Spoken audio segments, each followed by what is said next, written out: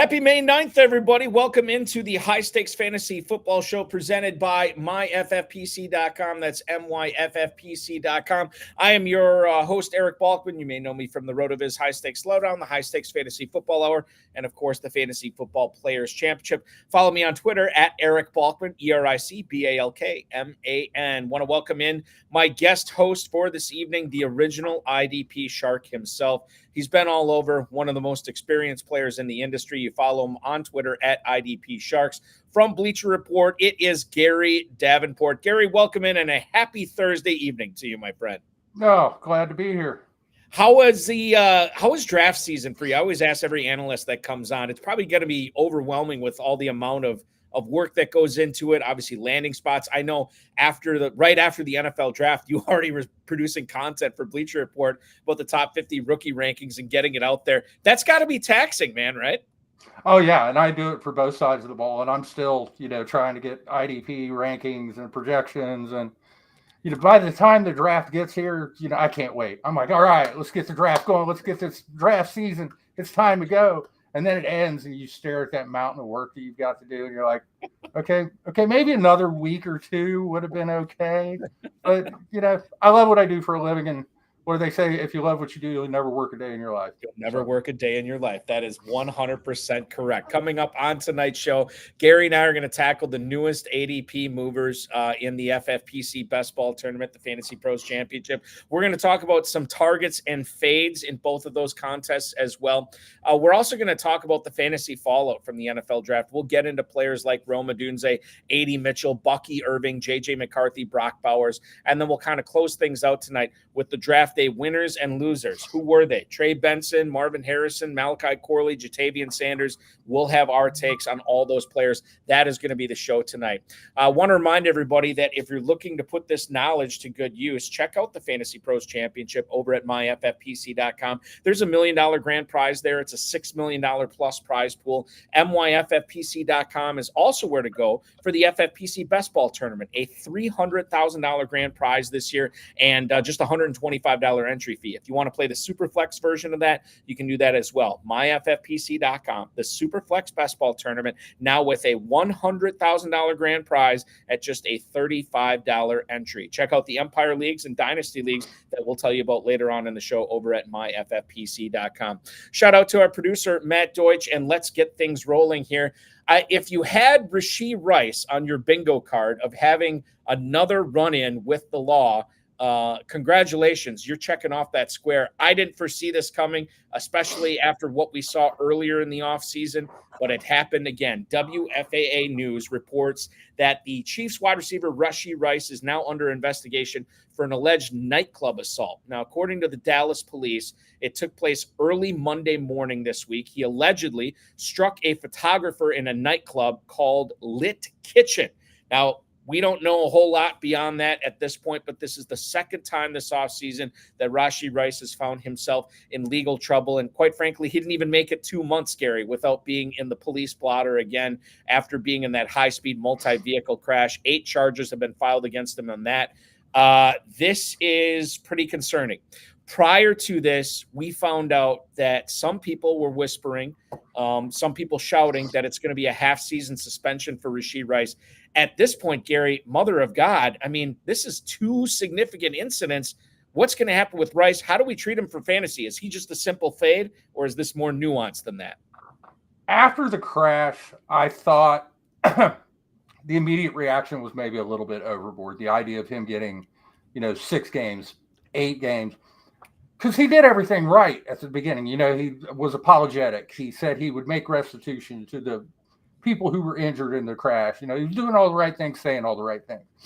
So while what he did was stupid, it wasn't, a lot of people were comparing it with Henry Ruggs, and it's just kind of apples and oranges. Mm-hmm. Now that the chucklehead has gone into a nightclub and allegedly thumped a photographer, I mean, we need to wait for the facts to come out with this assault thing.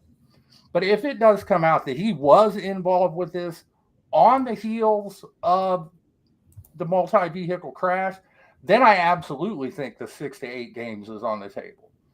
I was thinking before with the car crash that we would see, maybe a 6-game personal conduct suspension He appeals it down to 4 games.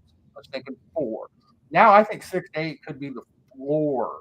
And at that point, I mean, if you've got a guy who's going to miss 8 weeks, then yeah, he's a fade for me. I just don't see the point in drafting a guy, especially in best ball, who's not going to help you for half the year. He's just going to sit there and take up a roster spot. Well, let's look at the best ball ADP courtesy of Fantasy Mojo right now with the Chiefs wide receivers here. So over the last, last 5 days in the FFPC best ball tournament, you are looking at Rashee Rice, and I think you're going to say, hey, yeah, Bulky, you're not drafting Rashee Rice here. He's wide receiver 32 at the 606. You're staying away from him there, right? Oh, yeah, I'm not touching him that early. Okay, now this is interesting because 2 other wide receivers for the Chiefs are going slightly behind him at that spot. Wide receiver 34 at the 6'10 is Marquise Brown. Wide receiver 36 at the 702 is Xavier Worthy. We'll get into him a little bit more later on in the program. But do you like either one of those guys, given that they're still going behind Rice? They're his real-life teammates, and they're both going less than a round after Rice right now. And as far as we know, Gary, these guys are playing all 17 games this season. Right. I'd be inclined to lean Brown there, if only because he's a more proven commodity. I do expect that Xavier, the more bad things that come out about Rashee Rice, the more Xavier Worthy's ADP is just going to climb. Because people are naturally attracted to rookies in fantasy football anyway. It happens every year. Mm-hmm. People fall in love with the shiny new toy. But for that value, yeah, give me Marquise Brown. I mean, it seems like Marquise Brown has just kind of been, it's almost been forgotten that he signed with the Kansas City Chiefs in the offseason. And this is a guy that we've seen can put up big numbers and that we've seen can be a number 1 wide receiver. So, yeah, for my money, what can Brown do for you? Yeah. So, and at that point, like, okay, I should ask you this too. Xavier Worthy, wide receiver 36 of the 702, you envision his ADP rising. Is this the time to get him at the early 7th round? Because later on in drafting season, he'll be going at a non-palatable price.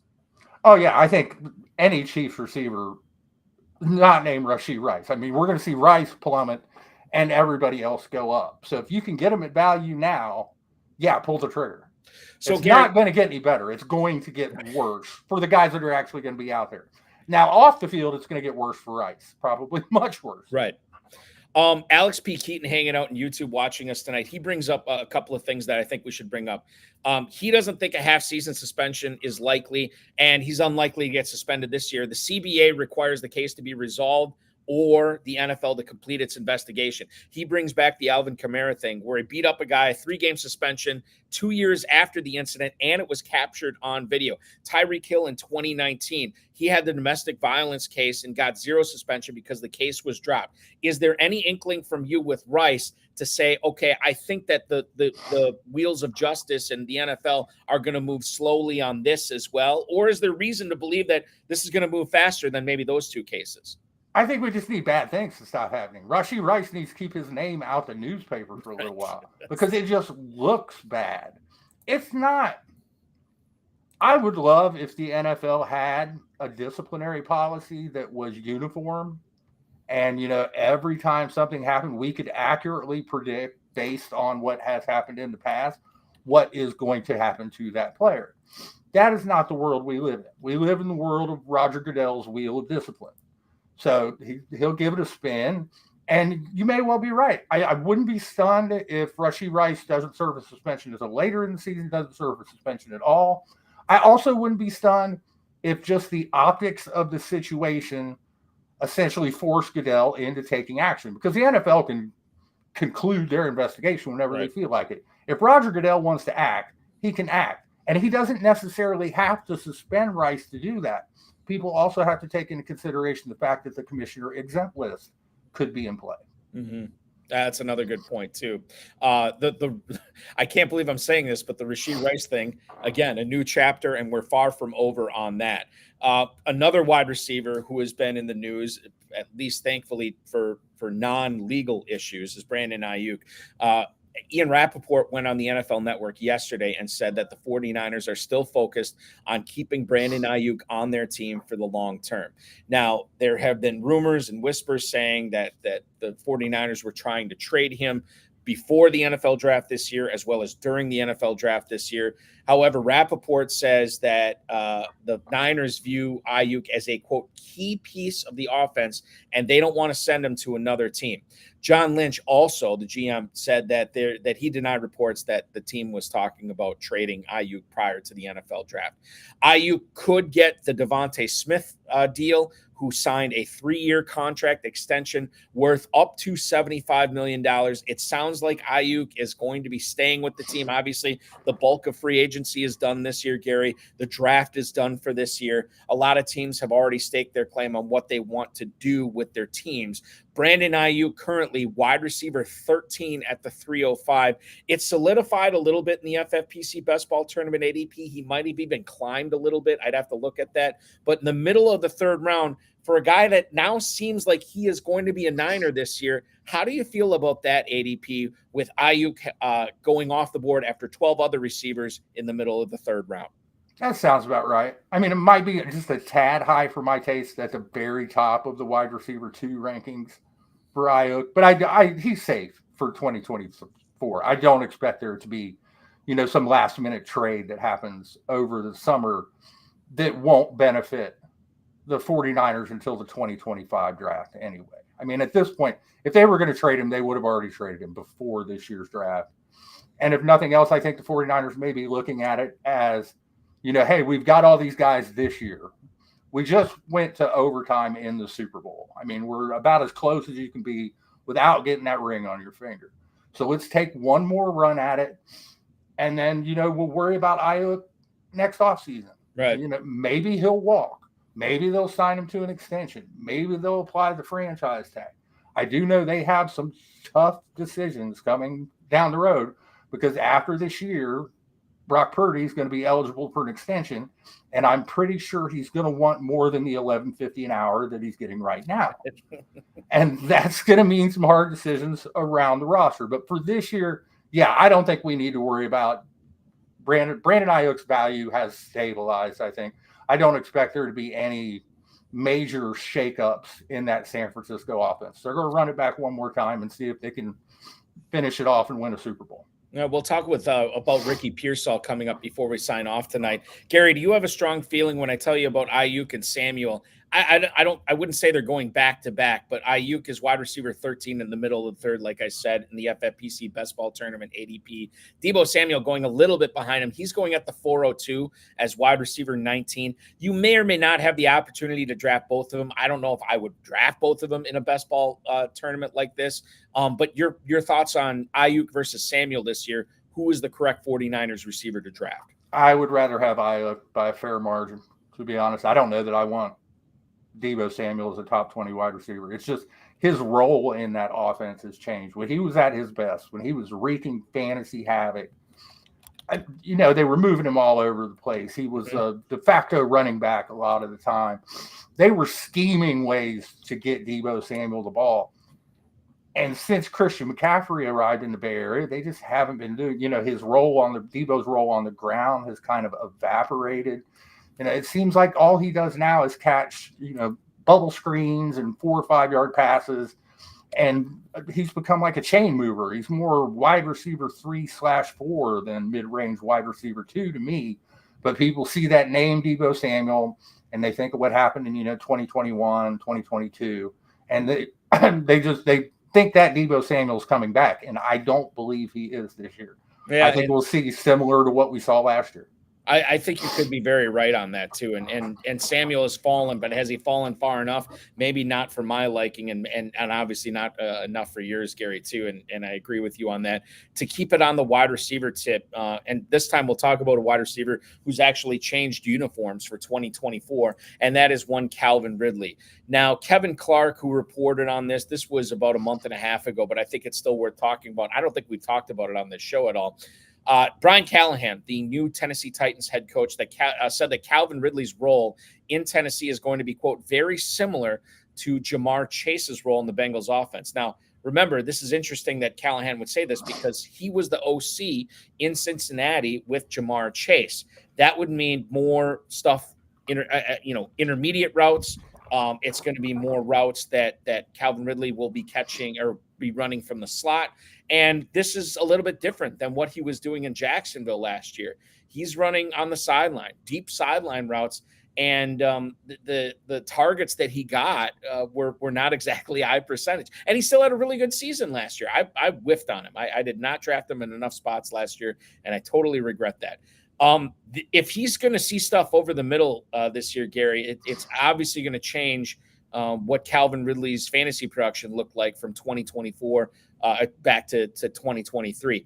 This is going to be a situation where Calvin Ridley might get his wish. He wants to run all the routes. He might have the opportunity to do that in Tennessee. He's being drafted right now as wide receiver 37 at the 709. This is right around Xavier Worthy and Rome Odunze, Deontay Johnson going in that spot as well. Calvin Ridley at the 709, based on what his head coach just said, are we under drafting him right now? Maybe a little. Honestly, I'm a little surprised to hear that his ADP was that low. And I mean, I know the reason why. It's because, do we know, is Will Levis's role going to be similar to Joe Burrow's in the Tennessee Titans offense? Because it's all about, wide receivers only as good as the quarterback throwing him the ball. But I mean, if you believe at all that Levis can be even an adequate NFL starter, then getting Calvin Ridley's upside as a high-end wide receiver 4, I'd roll those dice. Yeah, and I think, a lot of the questions I had last year, Gary, have been answered. Ridley hadn't played in the NFL in 2 years, or almost 2 years. He was going to a new offense, a new quarterback, a new OC, a new team, a new head coach, all this brand new stuff, and he handled it with flying colors. So for me to be down on Ridley last year with my process, I get why I was. But now I don't have those same concerns. He had a brand new team, new OC, new head coach, new quarterback, new everything last year, and he was great. Why can't he do it again this year with Tennessee? So and the fact that he's going later in drafts too, as wide receiver 37 in the mid to late 7th round. He's going later this year, which is another reason I think we can look at him there again, as you said, as a high-end number 4 receiver. I'm on board for that. Are you I believe, if I remember correctly, you are a Cleveland Browns fan, right? Sadly, yes. Sadly, yes. Okay, so let's get your opinion on this Jerry Jeudy deal. So Jerry Jeudy ends up getting traded from the Broncos to Cleveland this past offseason, and then it wasn't long after that Cleveland ends up signing him to this extension. $58 million is what it's worth up to. It's a 3-year extension, $41 million guaranteed, $14 million in average annual value. This is about the same as Tyler Lockett, Courtland Sutton, and Gabe Davis are making this year. The Browns gave up 5th and 6th round picks in this year's draft to acquire Jerry Jeudy, and now he will be catching passes opposite Amari Cooper from Deshaun Watson. I will let you answer this however you want. As a fantasy analyst, as a Cleveland Browns fan, how do you feel about the Jeudy extension with the Browns? I'm not crazy about the extension itself. I think maybe that might have been a little premature. The trade, 5th and 6th round pick, how can you go wrong? I mean, that's a bag of Funyuns and a 6-pack of old style. But I don't know that they needed to hand him the bag. The question in Cleveland is going to be quarterback. Again, we're back to quarterback play. Are we ever going to see a Deshaun Watson that looks anything like, 2020 Deshaun Watson? Because the Deshaun Watson we saw last year before he got hurt was not that guy. And we know that Amari Cooper is the unquestioned number 1 in that offense. David Njoku really came into his own last year, although a lot of that happened with Joe Flacco under center. So it's fair to question, how that might change with Watson. And we know that the Browns are a team that likes to run the ball. Mm-hmm. So, I mean, as a Browns fan, I like that the team has more passing game weapons. As a fantasy manager, I don't know that I'm running out there to add Jeudy. He'd be more of a late flyer. And that's the point, too. This is another guy, and quite frankly, I'm a little bit surprised to see, and I've never been a big Jeudy fan. However, I what does Matthew Berry always say? You don't hate players, you hate ADPs. I kind of like his ADP, wide receiver 59 at the 1306 right now. This is the neighborhood of Rashid Shaheed, Gabe Davis, A.D. Mitchell, Xavier Legette, Josh Downs, Jahan Dotson. I mean, you could make the case that Jeudy is right up there among all those guys with the highest ceiling and maybe the best opportunity to outperform all of them because of the untapped upside and the unknown that we have with him in a new offense there. But wide receiver 59 at the 1306, Gary, you're doing definitely more than one draft this year. You're probably going to get a few shares of Judy at that price, right? Oh yeah, because I mean you're not paying anything. If it doesn't pan out, what do you really lose? It's not like it's going to kill your season. I'll draft just about any wide receiver ahead of Jahan Dotson at this point. After last year, I can't. I don't even like to hear Jahan Dotson's name anymore. The Jahan Dotson thing was interesting as we followed it throughout drafting season with the FFPC. It kind of started with McLaurin up here and then Dotson down here. And then as we got through June, July, August, and then we get to September, and they're almost right next to each other in drafts where McLaurin was only a few picks on average ahead of Dotson. And obviously Dotson let a lot of people down. And that's another reason that we're seeing him slip now this year until the end of the 13th, the early 14th round. Permar99 hanging out on YouTube chimes in. Deshaun Watson stinks. Do we know he stinks? Have you given up hope on him yet, Gary, as a Browns fan? It's kind of a weird situation that he's been in the last 3 years in the league. What's your feeling on Watson heading into 2024? I'm not especially hopeful. I just don't. I mean, we haven't even really seen any kind of a sustained flash of that guy the Browns thought they were getting when they traded 3 first-round picks and gave him $230 million fully guaranteed. That said, I mean, there's nothing the Browns could really do about it. They're married to the guy for 2 more years after this season. So, and it doesn't necessarily give one a ton of confidence when you see Cleveland go out and give quite a bit of money to Jameis Winston to be his backup. That's a good point. Yeah. Yeah, excellent point there too. And honestly, if it doesn't work out with Watson, we know Winston is capable of slinging it.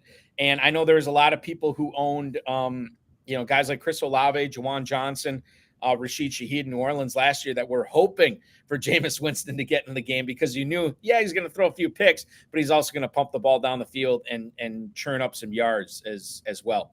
We've been talking a lot of receivers here in this first segment, Gary. Let's shift over to running back. And the running back situation that everybody was paying attention to in the NFL draft this year was the Dallas Cowboys. Even going into day 2, Jerry Jones was talking up Jonathan Brooks and how much they liked him. It didn't happen, and now Ezekiel Elliott is back in the fold in Dallas. He returns to the Cowboys on a 1-year contract after spending 2023 in New England, as he was basically their number 1 running back for December.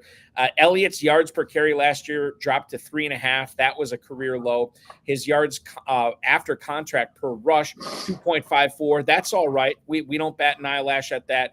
His career mark was 2.85, so we get it. This will be his 9th year in the league.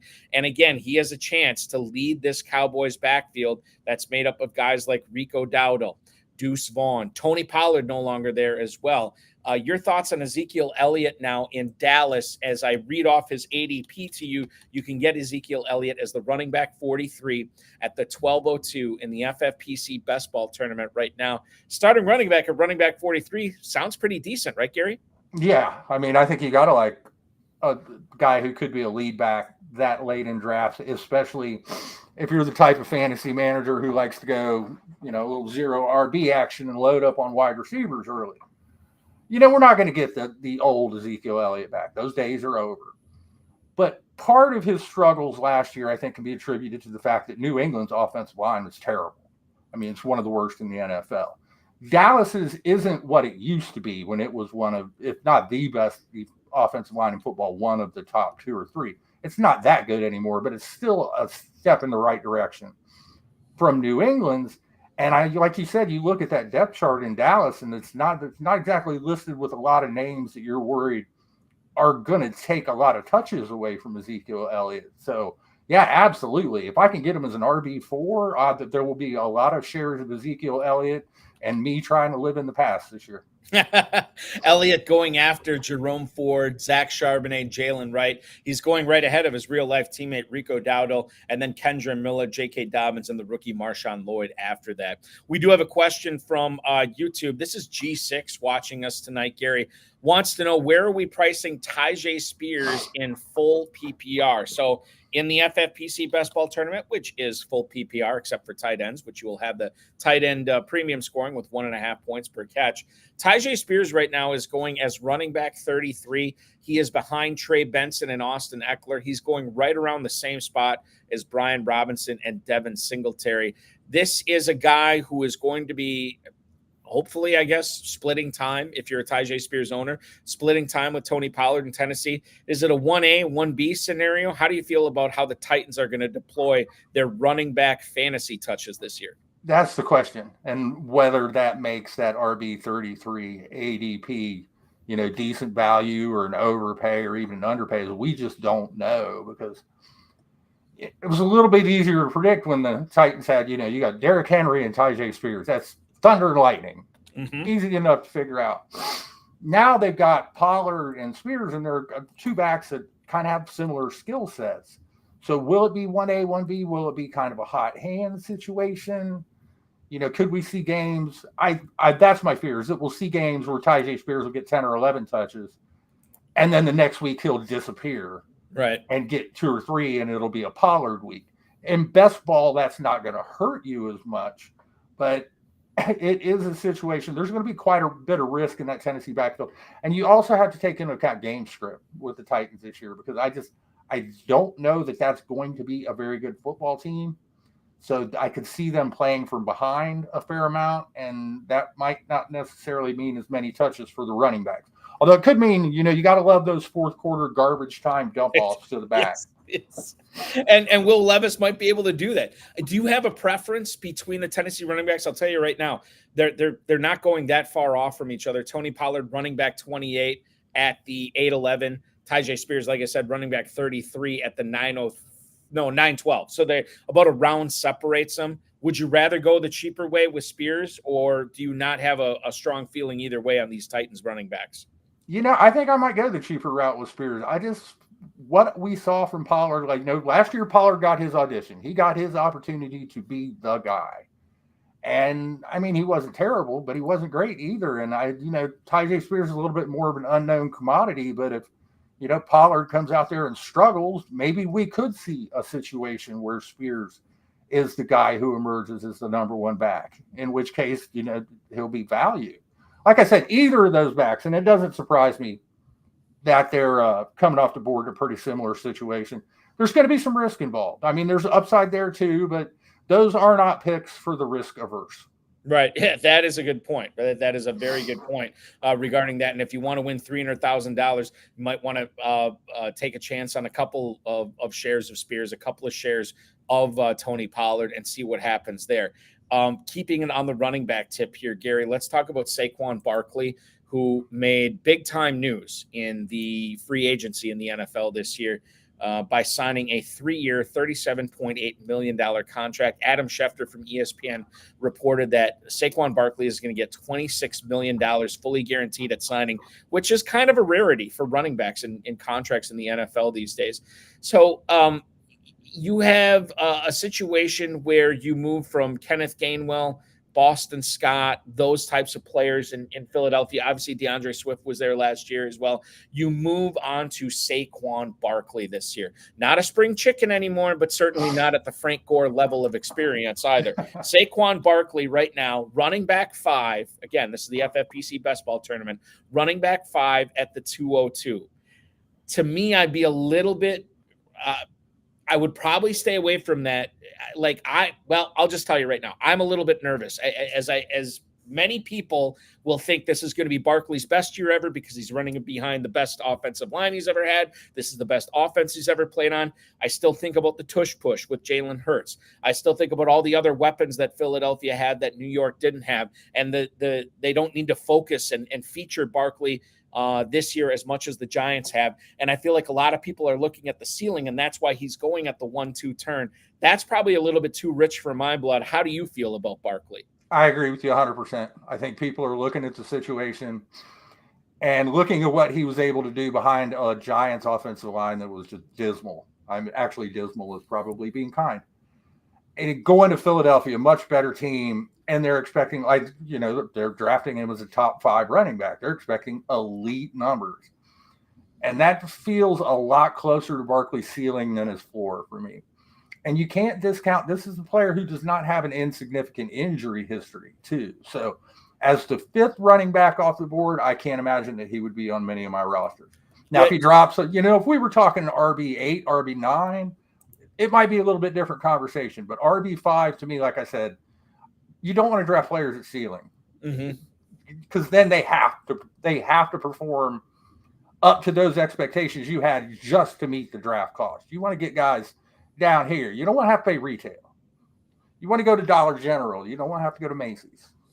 Dollar General is how many 6-figure and now 7-figure champions have been created in the FFPC is by hitting on these dollar store bargains. And not necessarily that Barkley's Permar 99 is saying you easily take Jonathan Taylor and Jahmyr Gibbs over Barkley. Gibbs is actually going at the 110 right now, so he's got his value really pumped up. Taylor is going right behind Barkley as running back 6. But if you're looking at running back 8 or running back 9, let's just flip-flop spots. And running back 8 is Kyron Williams. Running back 9 is Devon Achane. You put Barkley in either one of those spots. Okay, well, Barkley should be getting way more touches than Devon Achane this year for sure, and maybe more than Kyron Williams as well with the addition of Blake Corum, who we'll get into a little bit later. But Barkley at the 202, again, it feels like you're paying sticker. I'm going to wait for the discount and before I start drafting Barkley. Maybe the discount comes, maybe it doesn't, and I'm fine with missing out on Barkley at the 1-2 turn.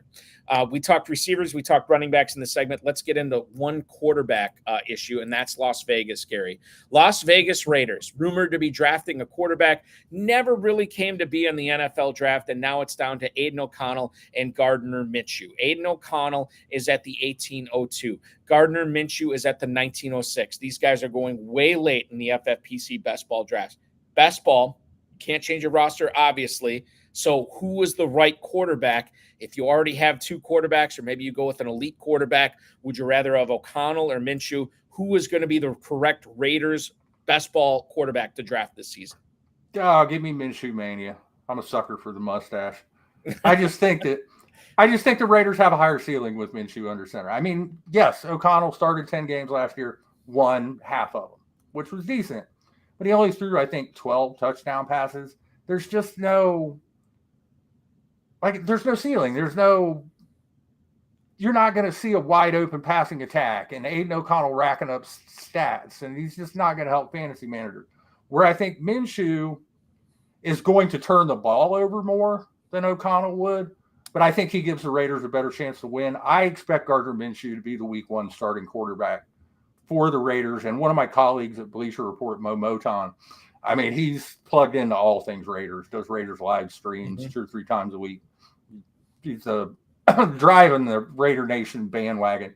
He thinks it's going to be Minshew too. I mean, O'Connell's fine, and he'll probably have a long career in the NFL as a backup, but he's more of a low upside backup, where I think Minshew at least gives you, Gardner will go out there and grip it and rip it a little bit. Sometimes that's good. Sometimes that's bad. And that's what, again, this goes back to the Jameis Winston conversation, right? This is a guy that's willing to put the ball in harm's way to move the ball down the field and to put up stats. Not necessarily that he wants to put up stats, but he wants to score touchdowns. Winston does, Minshew does. And by the way, we're going to get into more with the Raiders here.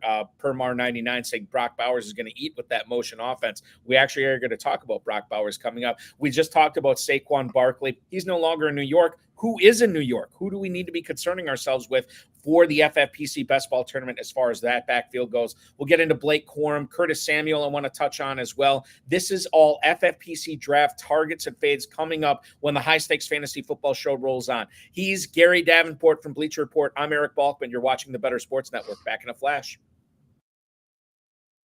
Is Dynasty. And the place to play is myffpc.com. Go to myffpc, use promo code COOP. They'll give you $25 when you deposit $35 or more. Now is the time to get in there and get set up with a startup draft. Now is the time, now that the rookies and everyone are set, because you can go in and you can start the draft, and you draft your Justin Jeffersons and Jamar Chases, and now that we know where the rookies are and where they're landing, you get going on that. So you want to try and set a startup draft for this week coming up if you're not involved yet. So go get involved. Use the QR code here or use the promo code that's in the link in the description here and get yourself going on Dynasty so you can really enjoy these players and draft the players you believe in. If you like Michael Penix Jr., you got to play Dynasty because you got to wait for him, but the payoff is big. And same with like Pearsall and Jackson Smith and Jigba and all these guys. Get in and do that. And I'll tell you what, the orphan leagues over there that we've been talking about, those all got bought up. They're actually all sold. People from this show I know took over a bunch of them. So right now, startups is the way to go. That's the way to rock and roll. It is startup season. Startup season and rookie draft season. That's what's up. Get set up at myffpc.com. Use promo code COOP. They'll give you $25 when you deposit $35 or more and give you a leg up. No dealing with chasing around your friends and making them pay dues and having your buddy be like, oh, dude, I got to quit the league because I got a dog and I can't pay attention no more and I don't want to do trades. Forget all that. You can play online, MyFFPC, high stakes, low stakes, whatever you want to do with experts. And if somebody leaves the league, it goes in that orphan pool and somebody picks it up. The league has never been disbanded on FFPC.com. That's directly from Eric Balkman over there has told me that. So that's what's up. Get set up.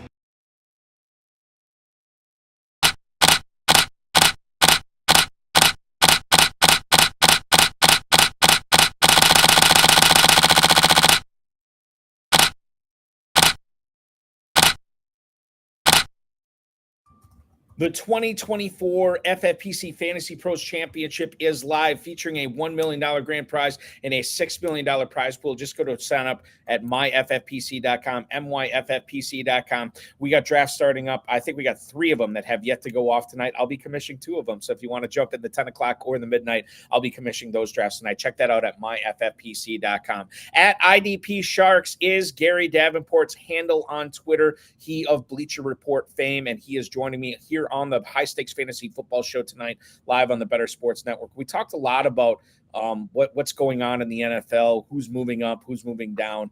One of the guys that we didn't talk about, our producer Matt Deutsch brought this up to me before the show, and I can't believe I didn't put him on the rundown. Talking about Raiders, which we just were. What about Zamir White, Gary? The Raiders ended up grabbing Alexander Mattison in free agency. They drafted Dylan Laub late in the NFL draft, but they did not take a running back at all on day 1 or day 2, which are the 2 premium days to take a running back in the draft. Zamir White in the FFPC Best Ball Tournament ADP, running back 21 at the 706. So he is being drafted as an RB2. Is that a person that you want to be in business with fantasy at that price this year? That would be a tough call. I think it would depend on what my roster looked like when I got to that point in the draft. I'm not going to lie. Madison makes me, Madison doesn't make me nervous because he's some fantastic talent. Madison makes me nervous because I worry about like short yardage carries and goal line and stuff. I mean, Zamir White did show some flashes last year. And, maybe the Raiders do look at him as a 3-down back. And Madison's just there to spell him. And Lob, like you said, he's a day 3 guy. So it's not something I'd really get overly concerned about. I expect White's going to be a guy that we could see his ADP fluctuate quite a bit as we move. We get into OTAs and we get into training camp. And maybe we get a little bit better picture of what that Vegas offense is going to look like. Is it going to be a true timeshare in the backfield?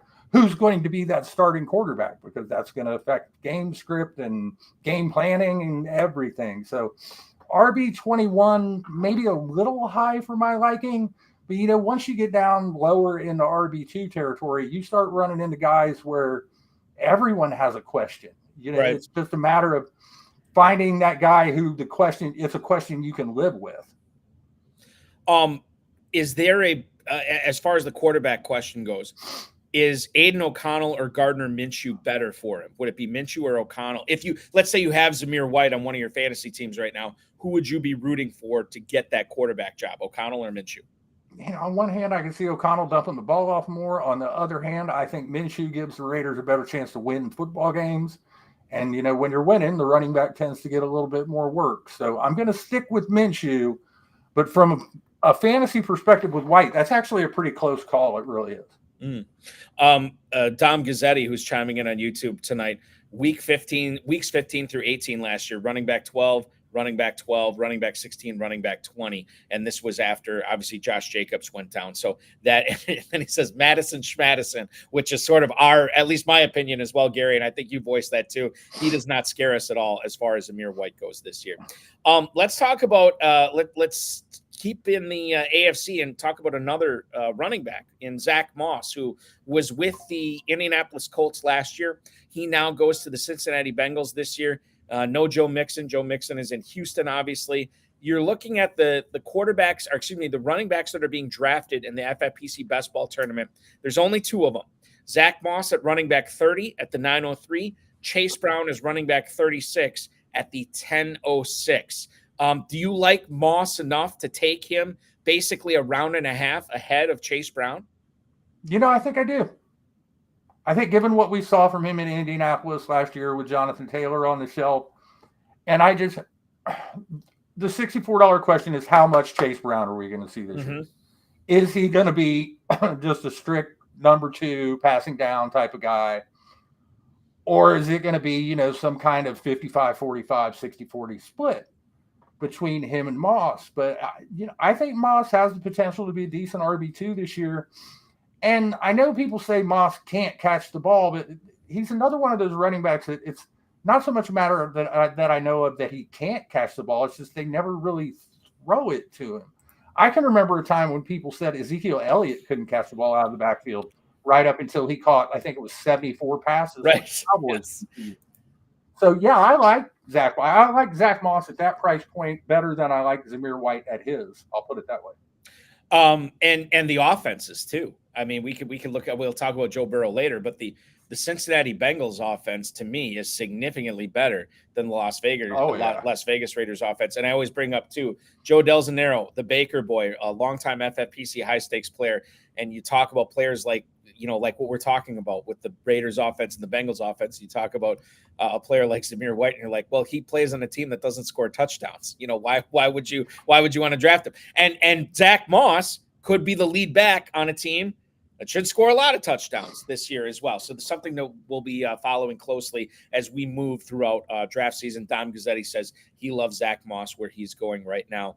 Okay, the Blake Corum situation. Blake Corum was drafted at 83rd overall in the NFL draft this past year. Corum was the 3rd running back off the board. Again, not a really strong running back class. Corum 5'8", 205. He had 4.7 yards per carry. That was the lowest of the 40 rushers in college football that got over 1,000 yards. He had the lowest broken tackle rate among the 35 highest usage backs. Doesn't seem like he's all that explosive. It does seem like he's pretty strong, especially for his size. He stays low to the ground when he runs, and pass catching, I don't know. The Michigan Wolverines didn't have to throw it. They didn't throw it a whole lot, given that they were just destroying teams most of the time last season. Your thoughts on Blake Corum, and I'll get it. I guess I'll ask you how this affects Kyren Williams as well. Kyren Williams is still being drafted by FFPC players right now as running back 8 at the 210. Blake Corum, he's not going till running back 39. That's in the early 11th round. Quite a disparity here. I think these guys get closer as we move throughout drafting season, Gary, but the Rams backfield is certainly one we need to get right this year for fantasy. Yeah, I almost felt the moment that Blake Corum was drafted, I felt like Sean McVay was just trolling fantasy managers, especially those in dynasty formats who have Kyren Williams on their roster. They thought they'd found this diamond last year that helped lead them into the playoffs and maybe even to a championship. And now they're like, okay, well, that was fun. One whole year. I don't know. I mean, I honestly don't. I don't know that I would be comfortable drafting Kyren Williams now as a top 10 running back, if only because we've kind of seen this movie with Sean McVay before, and he's never been one to express a whole lot of loyalty where his running backs are concerned. I mean, Kyren Williams, I don't know that it's going to be a timeshare to open the season, but it could also take, about the time Kyren Williams has a game where he has 22 carries for 54 yards and the Rams lose by 20, all of a sudden next week we're seeing Blake Corum more of the time. And I noticed one of the folks on the board popped in and said Corum will take over by week 5. That wouldn't stun me. That's the problem. So it makes me nervous about Kyren Williams. I wouldn't be surprised if Williams is the lead back the whole season either. Because like you said, Corum is not especially explosive. He's not especially fast. You know, he kind of thrived on volume and scoring touchdowns last year at Michigan. And you know, he's not going to score 20. If he scores 27 touchdowns for the Rams this year, then the Rams are having a good season, and there's going to be some very happy fantasy managers. So I'm not freaking out where Kyren Williams is concerned, but there is concern there, and I think there's enough concern to knock him into higher end RB2 territory for me. Does that sound right? Mid 11th, early 11th for Blake Corum? Is that the spot that you'd be taking him? Or you know, I think if you can get him that late, then you might as well. I mean, that's the kind of dice roll. Like, if you're going to roll the dice on a guy that has a chance to pay off big. I mean, don't roll them on a guy where the ceiling is RB 28, 29, a guy that you'll only use in bye weeks. Whereas if Corum does take that job and you're getting him in round 11, like you said, that's the kind of thing wins people money. I think the other thing too is when you talk about the draft capital, not necessarily NFL draft capital, because Blake Corum has a lot more of it than Kyren Williams, but fantasy draft capital. I mean, you want Kyren Williams on your team, that's fine, but you're soaking a late second round pick into invest in getting that fantasy production. Blake Corum, it's the 11th round, and if he's out there, why not at that point? Especially if, you know, a lot of these people who are going 0 RB or loading up on receivers, tight ends, or maybe a quarterback or whatever, and they have to take chances at running back. Blake Corum is a perfect running back to take a chance on in the 11th round, or maybe even a little bit earlier than that too, as we move forward. Exactly. Now, other running backs that I think are going later, and this is sort of what happened when Saquon Barkley left New York. You have a huge hole, a huge chasm of touches and catches in this Giants backfield. How are they going to be soaked up? Well, currently, Devin Singletary is the highest one drafted at running back 35 at the 10:05. Tyrone Tracy, who was drafted by the Giants, the former wide receiver at Iowa turned running back at Purdue. I believe I have that right. I could be mixing up the colleges. But Tyrone Tracy, running back 54 at the 15:04. So basically 5 rounds behind Singletary. And then, oh, by the way, 3+ rounds after that, we have Eric Gray out of Oklahoma, the sophomore running back that everybody was drafting in Dynasty League super late last year. He's running back 70 in this format. Those are the 3 running backs being drafted by fantasy players in the FFPC best ball tournament right now.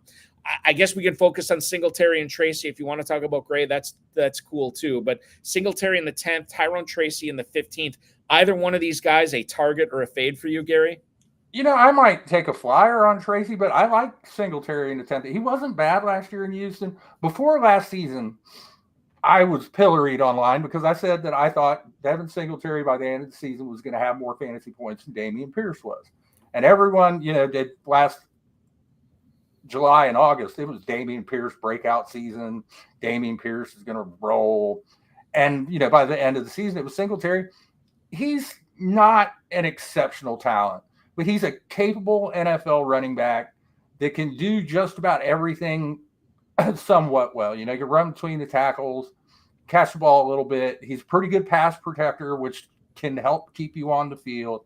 So, I mean, I'm not expecting Devin Singletary to be a league winner, but if you can get a guy like that who's got some RB2 potential well outside RB2 territory, that would be another kind of target where, again, if you're going 0 RB or maybe hero RB and you draft one in the first or second round and then just bang away at wide receivers for 3 or 4 rounds, that's the kind of guy I'd be looking at.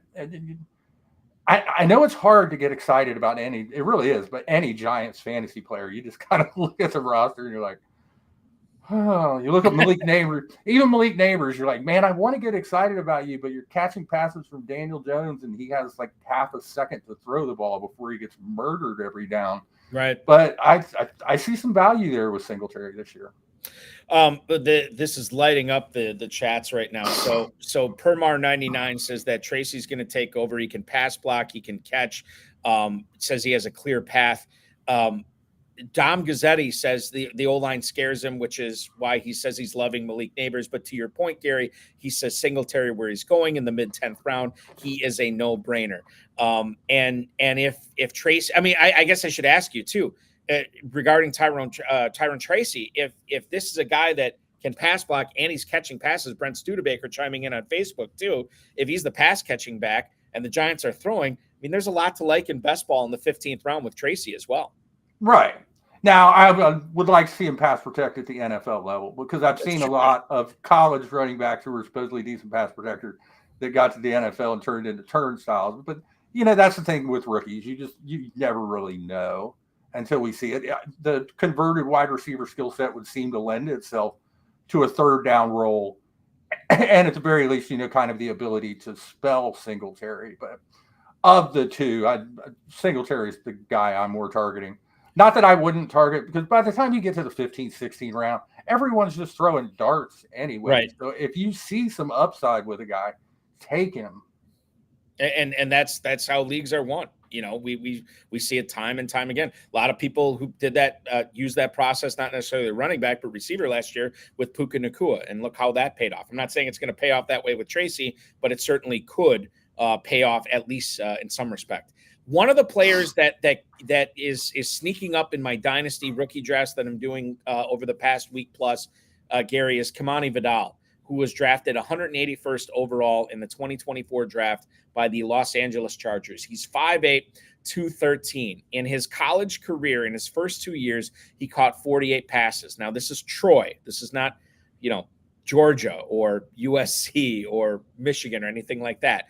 But for Troy, 1,100 plus yards and 10 scores in his junior year. Then 1,600 plus yards, 14 touchdowns as a senior. Pro Football Focus said he had 94 broken tackles, 47 carries of 10 plus yards. That's second and first, respectively, among all FBS running backs. 4.46 40, again, at 213 pounds, 8.81 relative athletic score. It seems like he could be a three-down guy. He's joining the ex-Baltimore Ravens backfield, now in Los Angeles, with Gus Edwards and J.K. Dobbins. He is clearly running behind those guys right now, but there's a non-zero chance that he could be taking touches away from those players and maybe even being the lead back by the end of the season. Kimani Vidal, draft target, draft fade for you in FFPC drafts this year. He's a guy I'm going to be targeting late because I'm not doing J.K. Dobbins this year. I'm not going to do it. This is the year that I finally put J.K. Dobbins down. I'm not falling for it again. I feel like Charlie Brown running to kick the football, and J.K. Dobbins is Lucy, just pulling it away every summer. Just as I get up there, I land flat on my back and wind up with a wasted draft pick. Now, by July, I'll have 4 shares of Dobbins because I can't help myself. But like you said, Vidal is a talented kid, and Gus Edwards. I mean, I know Gus Edwards scored a ton of touchdowns last year, but he averaged 4 yards a carry, just under, just over. He's just not that impressive a talent, in my opinion. And I think if Vidal can get out there and show what he can do, and he can show the kind of explosiveness that he showed in college for the Chargers, that Harbaugh's not going to hesitate to put him out there in front of Edwards. Harbaugh's going to put the guy out there once that will help him win. And there's going to be, so long as the Chargers can stay in the games, there's going to be a lot of running. Harbaugh loves to run the ball. So, Vidal is one of my favorite rookie running backs, especially, relative to where he's being drafted, because he's free for all intents and purposes. For all intents and purposes, he is. He's running back 52 at the 1408 in the FFPC best ball tournament right now. For context's sake, that is Tyler Algier, Tyrone Tracy, territory, Bucky Irving also going around there as well. That's where Vidal is running back 52. Dom Gazzetti also says, I'm with you, Gary. JK is not JKing me anymore. Rubio says he's giving him 1 more year. And as a guy who's been burned by Dobbins several times, Rubio, it's going to hurt. It probably is going to hurt. I am staying away. Gary and I are going to save ourselves the hurt from J.K. Dobbins this year. Let's shift to receiver here. And obviously big news, not only with the Stephon Diggs trade shaking up the Houston wide receiver room, but Tank Dell also got shot recently. And by all intents and purposes, I believe the last thing I read from D'Amico Ryans was that he was going to be recovered fully in time. Or Cal McNair actually was saying this, recovered fully in time, for the start of the season. It was a minor gunshot wound. This happened in April. He actually broke his leg, if we remember last year, on that play close to the goal line. That happened in week 13. But this is health-wise, Tank Dell should be on board with a full workload right away. However, how big is that workload going to be when you are not only sharing a wide receiver core with Stephon Diggs, but don't forget about Nico Collins as well. Tank Dell, wide receiver 29 at the 601, Gary.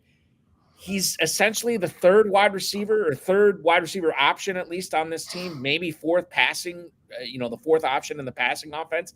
601 seems a little rich. How do you feel about him? Yeah, he's going to have to fall quite a bit farther than that for me to consider. Like you said, he's probably the third option in that passing game behind Collins. Stephon Diggs is going to want his targets. And if he doesn't get them, Stephon Diggs is going to say, I want my targets. I'm not getting them. He's not shy.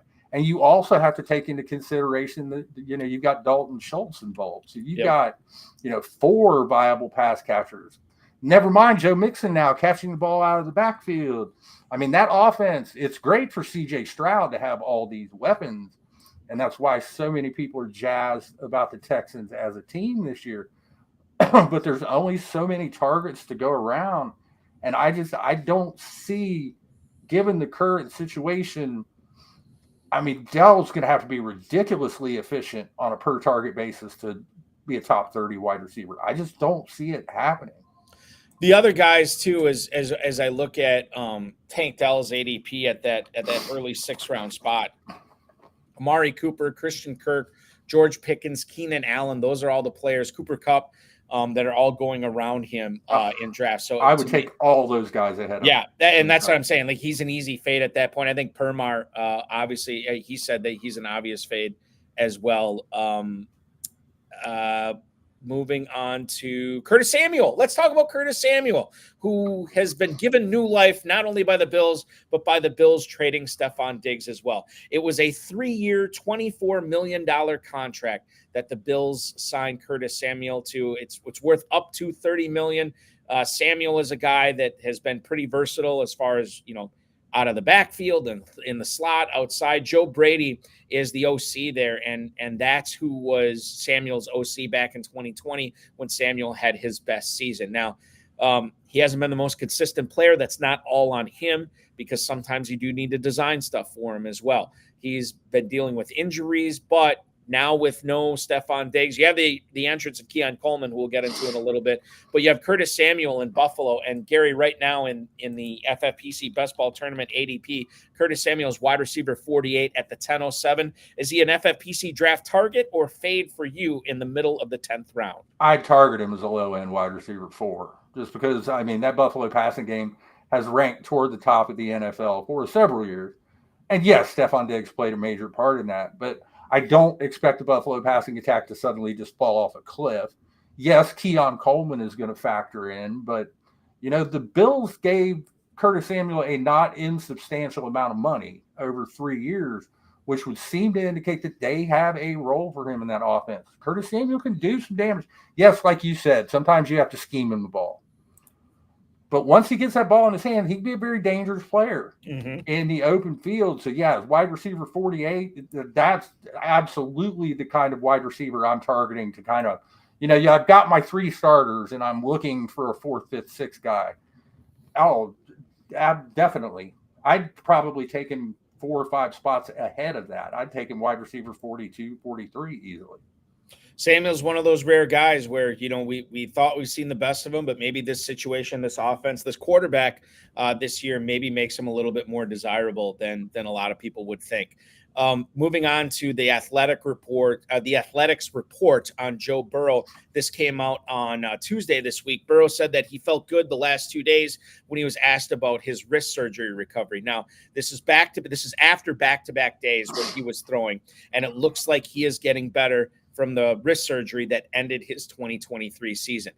The quote from him: "There is always going to be some pain when you're coming back from injury, but on Daisy's feeling good, he's going to go. He expects this recovery to continue all the way up until the start of training camp. So this, it's not exactly, if you're drafting Burrow, you're feeling all warm and fuzzy about it, but certainly you're feeling a lot better about this. Maybe if you were drafting Joe Burrow 2 months ago. You have Joe Burrow as quarterback 7, not you, Gary, but quarterback 7 as the 701 ADP in the FFPC best ball tournament. Does that seem on par where you would like to draft him? Yeah, that's a reasonable ADP, I think. And it just shows that you don't necessarily have to draft a top 3 or 4 quarterback. Got to love the depth at the quarterback position, especially if you're in a league where you only have to start one.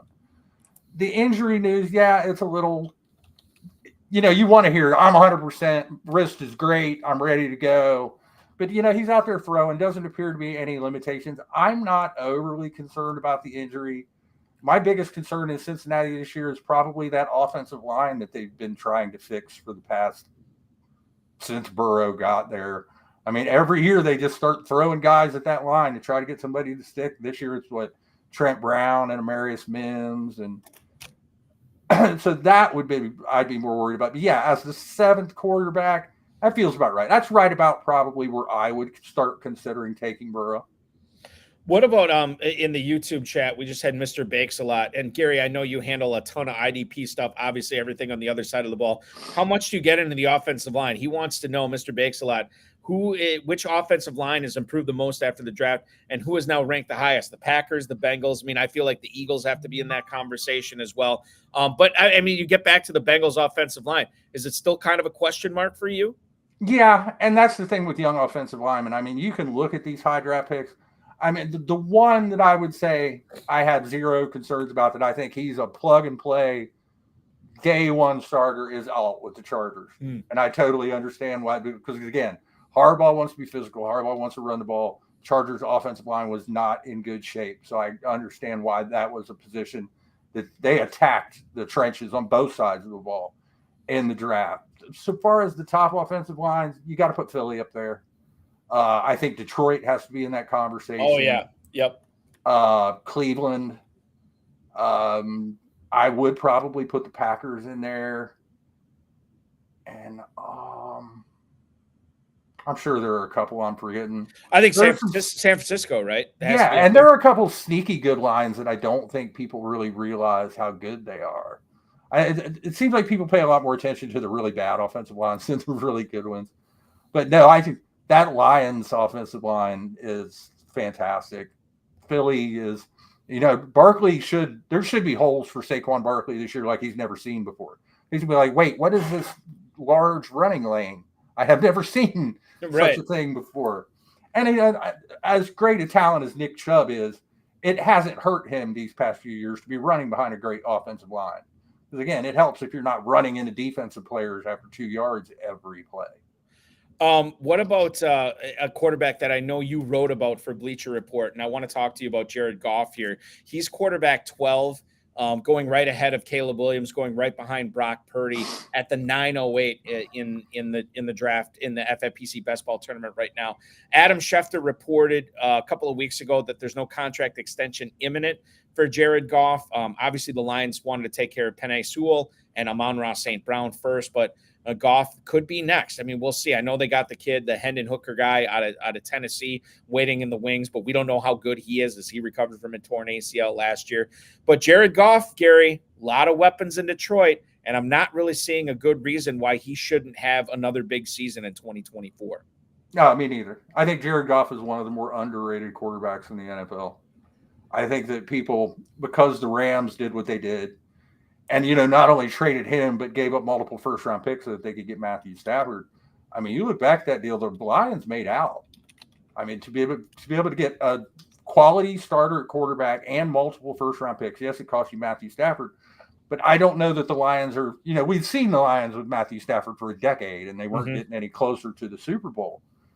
You look, like you said, the weapons in Detroit, Amon-Ra St. Brown, Sam Laporta was fantastic last year at tight end. You got the running back duo. You got, heaven forbid Jameson Williams ever starts to really come into his own and starts taking the top off the defenses. It's all there. I love I like Goff as a low-end weekly starter. I don't know that he's a guy I would want to roll out every week regardless of matchup.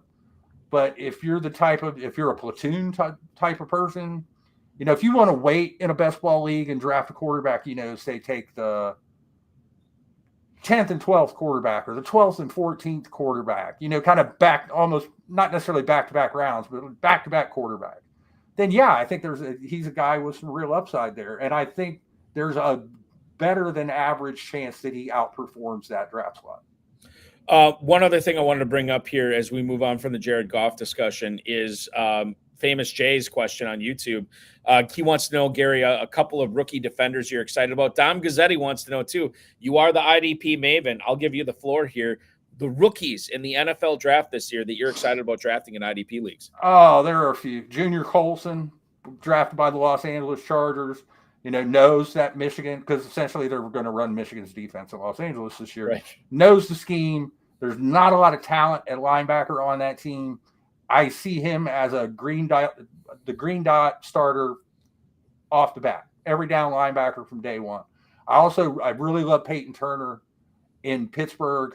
Were it not for all the medical concerns with Peyton Turner, the multiple injuries, the fact that he doesn't have an ACL in one knee anymore, he probably would have been the first linebacker drafted. I don't know how many years we're going to get out of Peyton Turner. This is Peyton Wilson, right? Peyton, okay. I just want to make sure. I'm not as well versed in IDP as you are, so I want to make sure. God, this sounds a lot like Peyton Wilson, but yeah, I can be. No, but I mean, you're right with the injuries too. I mean, and I feel like Gary. Correct me if I'm wrong. I feel like he was pretty healthy the last 2 years of college, right? Oh yeah, and there's nothing he doesn't do well. He's got the range, great instincts. Was productive at North Carolina State.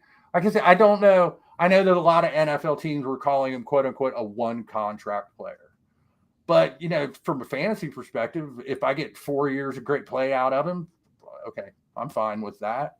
So, I mean, Colson, Wilson, Edgerrin Cooper's probably going to be that was the next guy I was going to ask you about him as well. I think Mel Kiper Jr. thought he had a good chance at winning Defensive Rookie of the Year this year. Yeah, I think all three of those linebackers are guys that you can see make an immediate impact. There may be a couple others that rise up.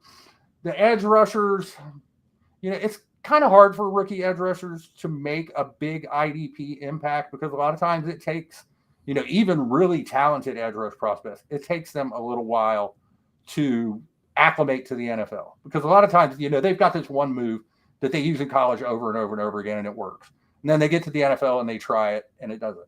So, I mean, I would love guys like Dallas Turner and Lautau, but I think there you're looking more low-end second starter, more toward 2025.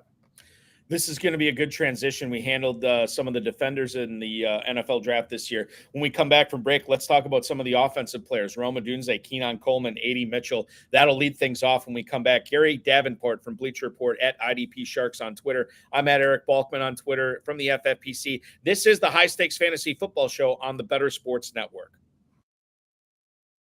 Is Dynasty. And the place to play is myffpc.com.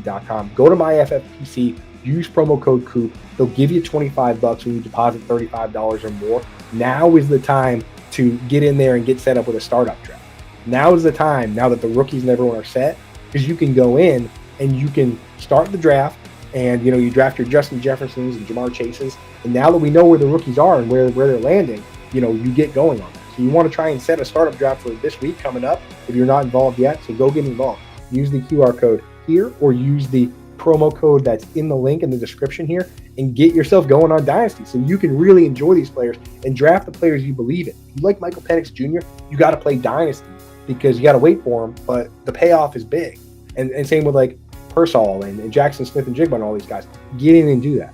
And I'll tell you what, the orphan leagues over there that we've been talking about, those all got bought up. They're actually all sold. People from this show I know took over a bunch of them. So right now, startups is the way to go. That's the way to rock and roll. It is startup season. Startup season and rookie draft season. That's what's up. Get set up at myffpc.com. Use promo code COOP. They'll give you $25 when you deposit $35 or more and give you a leg up. No dealing with chasing around your friends and making them pay dues and having your buddy be like, oh, dude, I got to quit the league because I got a dog and I can't pay attention no more and I don't want to do trades. Forget all that. You can play online, my FFPC, high stakes, low stakes, whatever you want to do with experts. And if somebody leaves the league, it goes in that orphan pool and somebody picks it up. The league has never been disbanded on FFPC.com. That's directly from Eric Balkman over there. Has told me that. So that's what's up. Get set up.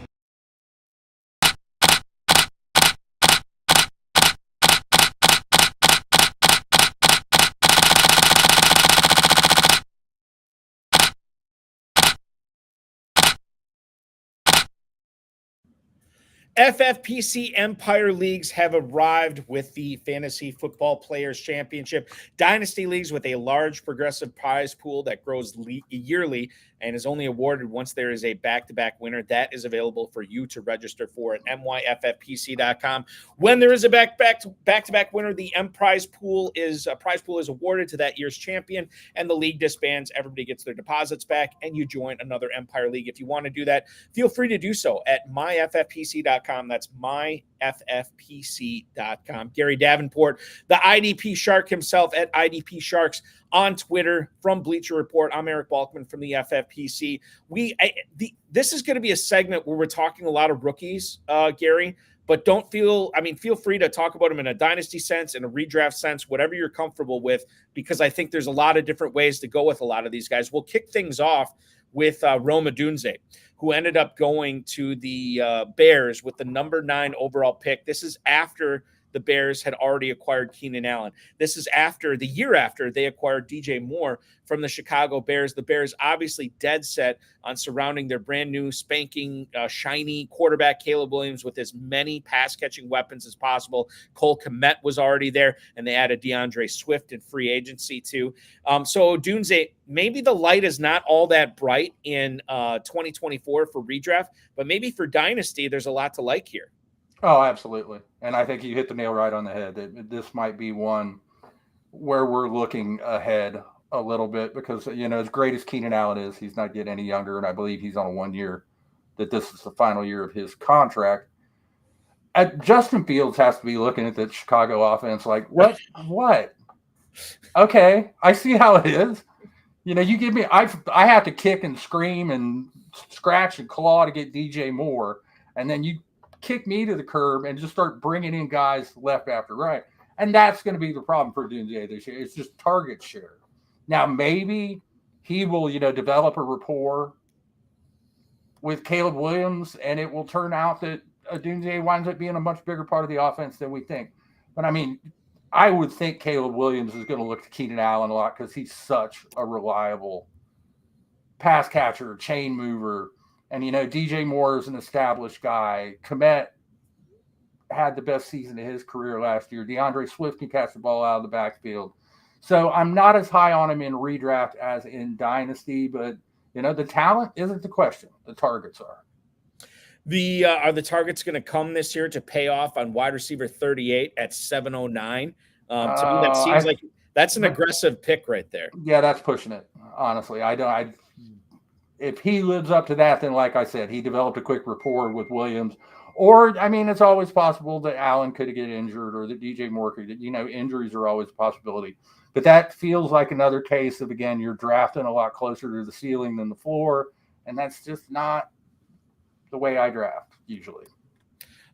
What about let's go to Keon Coleman here, who was the number 33 overall pick in the draft, the first pick of day 2 in the draft this year.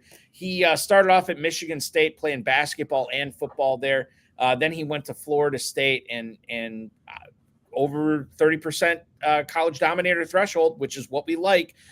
He almost had it in 2022 as well. 50 catches, 658 yards, and 11 scores. Now this year, Coleman, who's not the fastest guy in the world, but he did. I know the gauntlet was like his calling card at the combine. He blew everybody away in that. Coleman, apparently, according to Josh Allen, this is the guy he wanted, and he joins the Bills receiving corps. We already talked about Curtis Samuel, but your thoughts on Keon Coleman this year? Could he be a player? Well, I know he could be a player. Is he going to be a wide receiver, a rookie wide receiver that's actually going to help us out in redraft, Gary? I think he probably has a better chance of doing it than Odunze, honestly. Because, you look at those Buffalo pass catchers. You got Curtis Samuel's an undersized guy. You got Mac Hollins, kind of an undersized guy. Khalil Shakir is not the biggest. They needed a big body, a boundary guy, a contested catch guy, back shoulder fade in the corner of the end zone guy. And, you hear Josh Allen say, this is the wide receiver I wanted. And that Bills passing, I don't expect that Bills passing attack to fall apart just because Stephon Diggs is gone. And I believe that Brandon Beane feels the same way, or he wouldn't have traded Stephon Diggs to begin with. So I wouldn't be stunned to see Keon Coleman. I don't know that he'll be the number one rookie wide receiver. I think that's going to be a kid in Arizona, Marvin, somebody. Something, yes. He's going to be up there, I think. I think he's going to finish ahead of multiple receivers that were drafted ahead of him. Dom Gazzetti said, is Keon Coleman the one that was already making waves with his press conferences? I will say this, FFPC co-founder Dave Gerzak showed me the press conference for both Keon Coleman and Xavier Legette. They're both total money. I loved watching them. So check that out if you haven't seen it. It's fantastic. Okay, moving on here to A.D. Mitchell. Adonai Mitchell went as number 52 in the draft. And Chris Ballard, the GM of the Colts, I feel like went out of his way to really defend Adonai Mitchell against these supposed character concerns. Obviously, the Colts did not have those concerns when they talked about who are we going to take here in the second round. They went out and grabbed Mitchell. Now, as far as his fantasy prospects go, Gary, I look at Indy as an offense that probably won't throw a ton this year because they have Richardson, they have Taylor. They can obviously run those guys quite a bit. They already have Michael Pittman, who they just locked up. And they have Josh Downs, who catches a lot of – he got a ton of targets last year as a rookie as well.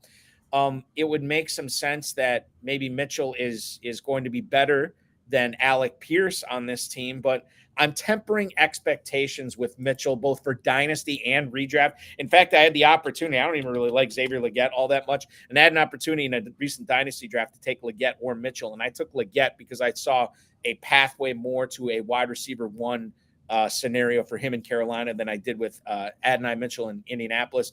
Redraft leagues, FFPC best ball, wide receiver 58 at the 1304. Your thoughts on Mitchell, the Colts second round pick this year? Well, once you get to wide receiver 58, there's really no risk involved. But I think you're right. We need to temper expectations. It wasn't a terrible landing spot, but it certainly wasn't the most advantageous one. I've already got a couple Dynasty shares of Mitchell, but that's just because he's fallen, kind of farther than I expected to. And compared to the other receivers that was on the list, it was a fairly easy decision for me. But I don't know that I expect to be rolling Mitchell out in my starting lineup a lot this year. It's a guy that if there is going to be an impact, and that's something you don't want to hear. You don't want to hear that if there's going to be an impact. You want to hear when. Mm-hmm. That, okay, 2025, this guy's going to be a force. I don't know that we can say that about Mitchell, but there is some upside there. There was Spencer Morrow was hanging out in the YouTube chat, and he had a trade question here. He has the first two picks and the first pick of the second round of a 1 QB. This is full PPR. It's a 10-man. He plans on taking Marvin Harrison and Malik Neighbors. However, he's entertaining the possibility that he trades down 2 spots, gives up Neighbors, gets the 104 and the 107. And then that way he could get Odunze, he could get Jonathan Brooks, Xavier Worthy, Ladd McConkey, Keon Coleman. He could get 2 of those guys. This kind of boils down to how you feel about Neighbors for Dynasty. I'm always of the opinion elite talent over everything else. I would stand pat and draft Harrison and Neighbors, but maybe you feel differently, Gary. Yeah, I just don't know. As much as I like the idea of that 2-for-1, that 104 and that 1.07, like you said, you have a chance to get the 2 best wide receivers in the draft. And there were plenty of draft nicks and analysts who thought that Neighbors was actually a superior prospect. It's true. To Marvin Harrison Jr. So, I think both those guys we just about all believe are going to be excellent professional wide receivers. And, if you can get 2, there's no such thing as a slam dunk. Something can always happen. But these are pretty close to a slam dunk. The ball is going up above the rim, and the guy's about to come down with it in a dunking motion. So, yeah, I'd go ahead and stand pat and just take those guys and know that your wide receiver core is going to be loaded. I think it will be stacked, and that's, I mean, how fun is that going to be to play that dynasty league going forward with Harrison and Neighbors, for the next 7, 8, 9 years. Marvin Harrison is going to be. Marvin Harrison was an NFL wide receiver last year. Yeah. Oh, he totally was, and now he gets the opportunity to catch from a competent quarterback too, which we always love to see, a wide receiver. And there is no question who the number one wide receiver is going to be on that team. It's another great point. Regarding a wide receiver that I would say up until like a week or two, I mean, as close as a week or two coming into the NFL draft, I heard that Troy Franklin might still end up going as a back end, like a late first round, early second round pick. Didn't happen. He didn't go until the third round, the 102. And he ends up going to Denver at least, so he gets to reunite with his old college quarterback there in Bo Nix. He's 6'2", 176, not exactly a thick wide receiver, but he was awesome for Oregon last year. 4'4", 140. However, you would think with a guy as slight as he is, Xavier Worthy is not exactly a thick individual as well. And he ran a really fast 40, 4.41. You're kind of hoping for better for Troy Franklin. However, if we look at the tape, 81 catches, just under 1,400 yards and 14 touchdowns last year. This guy gets deep. He could cannibalize Marvin Mims' production on Denver a little bit this year. But Troy Franklin, now again, and this can't be underrated, catching balls from Bo Nix for a second straight year. How do you feel about Troy Franklin this year? You just mentioned the thing that really appeals to me is that he's got that built-in rapport with Bo Nix. So, I think we all expect Bo Nix is probably going to be under center for the Broncos in week 1. He's got that guy, if play starts to break down, Cortland Sutton isn't necessarily going to be the first guy he's going to look to. If his boy from college is out there, he might start looking that way, and that could mean a bump in production. I don't love Franklin arriving in Denver for Marvin Mims. I kind of expect Sutton will be okay. I'm not super excited about any of the Denver wide receivers. It's only because, to be honest, I'm not super excited about Nix. But it seems like we say this every year now. This class was deep at wide receiver. I mean, it feels like every year we're talking about wide receivers are being drafted in the 4th, 5th round that we're like, this guy could really make an impact as a rookie. So it's a good time to be a wide receiver. Not so much running backs, though. Yeah, no, not so much running backs. And speaking of running backs, I know this is a guy that I don't think you're very high on. He ends up going to Arizona like Marvin Harrison. It's Trey Benson. Number 66 overall was the former Oregon Duck turned Florida State Seminole. He's going right now running back 31 at the 904. This is Zach Moss, Austin Eckler territory for Benson. Bear in mind, 6 foot, 216 pounds. He tore his ACL in 2020 as a freshman when he was redshirting. And then the following year, he basically never got into the game. In 2022, 6.4 yards per carry, missed a lot of tackles. And then 2023, obviously had a banner year behind a really good offensive line for Florida State. He never really was a 3-down guy where he was, touching the ball 20, 25 times a game there. In fact, he only touched the ball, or he only had 20 carries in one game in Florida State. However, there's some breakaway ability here. Can you tell us why we need to exercise caution before we click draft player on Trey Benson this year? And that's the thing this year. The offensive line in Arizona is not especially good. I don't expect the Arizona Cardinals to be especially good as a team. So, again, you start talking about negative game scripts.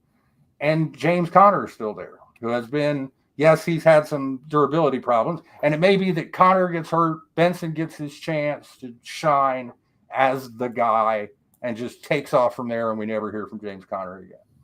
But so long as Conner's healthy, he's going to eat into that workload considerably. Now, this is final year of James Conner's contract. And I think that's a big part of the reason that the Cardinals drafted Benson when they did, was they're looking to the post-James Conner era. But, this year, he's another guy that I'm looking at more from a dynasty perspective than redraft. And RB31, like you're talking, like you said, Zach Moss territory, I think you're going to get a lot more production out of Moss this year than you will out of Benson. Although, believe it or not, I have been wrong before. Right. Do you feel the same way? Like, we know you like Moss better than Benson. I said Austin Eckler's going right around that same spot. Do you like Eckler better than Benson this year as well? Oh, Eckler is such a hard guy to figure out right now. And I know maybe we'll get some more clarity as we move into the summer because, they got Brian Robinson in Washington. And Eckler did not sign for a lot of money. So I think people are just kind of assuming that Robinson's going to be the early down guy and Eckler is going to be strictly a pass catcher. But if Eckler can recapture anything, it wasn't that long ago that we're talking about a guy had 38 touchdowns in 2 seasons. If he starts to capture that and gets some explosiveness back, because it's not like he was a bad runner for the Chargers until last year. It just seemed like he had lost a step. He was plodding a little bit. If he can get some of that burst back and start eating into Robinson's workload or become the lead back for Washington, and that team improves a little bit with Jaden Daniels, then I think Austin Eckler could be one of the bigger steals at running back this year, but I also think that he could be a guy that you draft RB 31, 32, who you wind up looking at come week 6, week 7, wondering whether or not you should drop him because you got to pick up somebody for a bye week. Yeah, I am completely perplexed by Austin Eckler right now. And it's weird because these backfields change every single year, and it's even weirder for Eckler because he's not on the same team anymore. He moves across the country, and now new coaching staff, new everything, new offensive line. A guy that maybe we feel differently about him this year is Rachaad White, and maybe it's because of Bucky Irving being drafted by the Buccaneers here with the 125th overall pick. Now, Bucky Irving, 5'9", 192, not exactly the biggest guy in the world. He actually started his career in Minnesota. Freshman year, 700 yards, 4 touchdowns. Then he goes to Oregon. He goes back-to-back 1,000-yard rushing seasons, 6 yards per carry, 413 receiving yards on 56 catches. 56 catches last year. Combine wasn't great. The college production's there. The combine wasn't great. And I don't know. I don't think he's particularly fast. I don't know if he ever develops into anything other than a third down pass catcher. But this is crucial when we try to figure out Rachaad White this year, Gary. Rachaad White is going at running back 13. He's a borderline starting, RB1 running back this year. 409 is where he's going. Does the Bucky Irving draft pick scare you off Rachaad White at that price? Yes. But I was already kind of scared off Rachaad White at that price because last year, he survived so much on volume. He just got a ton of touches. And if Irving starts eating into those on a per touch basis, Rachaad White was not good. He averaged what? I think it was 3.6 yards a carry or some number. It wasn't high, yeah. It was under 4 yards a carry. I know that. And the reason why he was so relevant for fantasy managers is just Tampa didn't have anything else. So they just kept feeding White over and over again. Now that Irving it's going to be a matter of how quickly can Irving adjust to the NFL? Is he a guy who can take that step to the pros? If he starts, it won't take much eating into Rachaad White's workload for him to not be able to live up to an RB13 price tag. So no, I don't think I'd draft White inside the top 15 running backs, and probably I haven't done my post-draft offensive rankings yet, but I don't think I'll have White inside my top 15.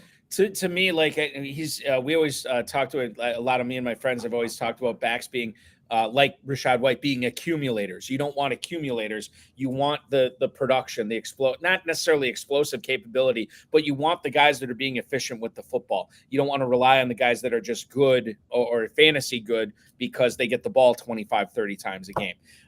Brock Bowers, let's move on to talk tight ends here. Brock Bowers was the number 13 pick. Surprise pick by some to go to the Raiders at 13, a year after they took Michael Mayer in the second round. And now if it is Gardner Minshew there, he's not only going to have Devontae Adams on the perimeter, he's going to have 2 pretty talented tight ends. And I know some people don't even call Brock Bowers a tight end. He's more of a receiving weapon. I know his blocking needs work, but FFPC tight end premium leagues, Gary, he's being drafted as tight end 10 at the 512. That's after David Njoku and George Kittle. It's before Jake Ferguson.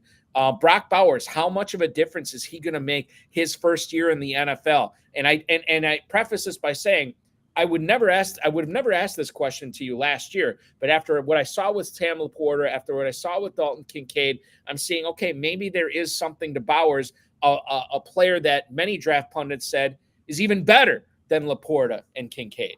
And that's the thing. I mean, we've got so used to, it was so rare for a rookie tight end to really make a big dent.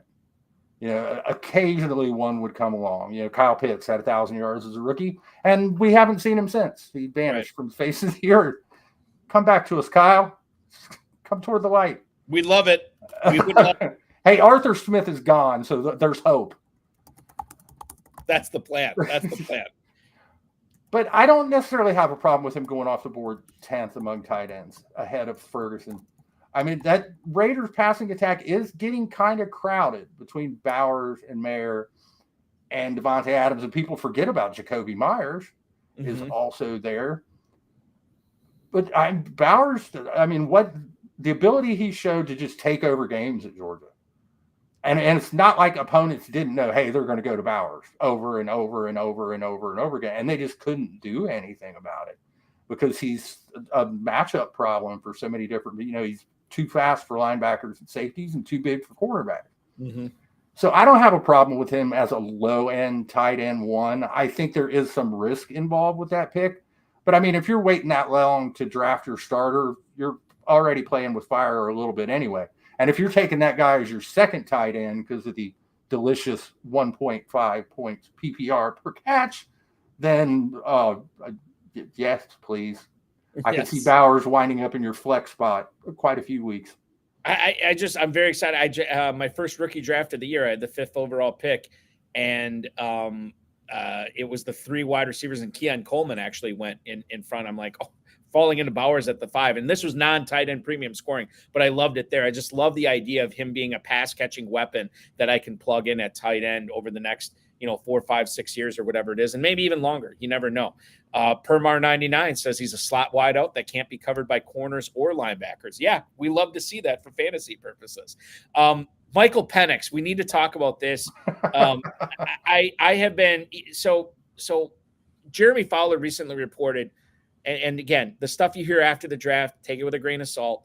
But he said that the Falcons ranked Michael Penix as the second best quarterback in this year's draft.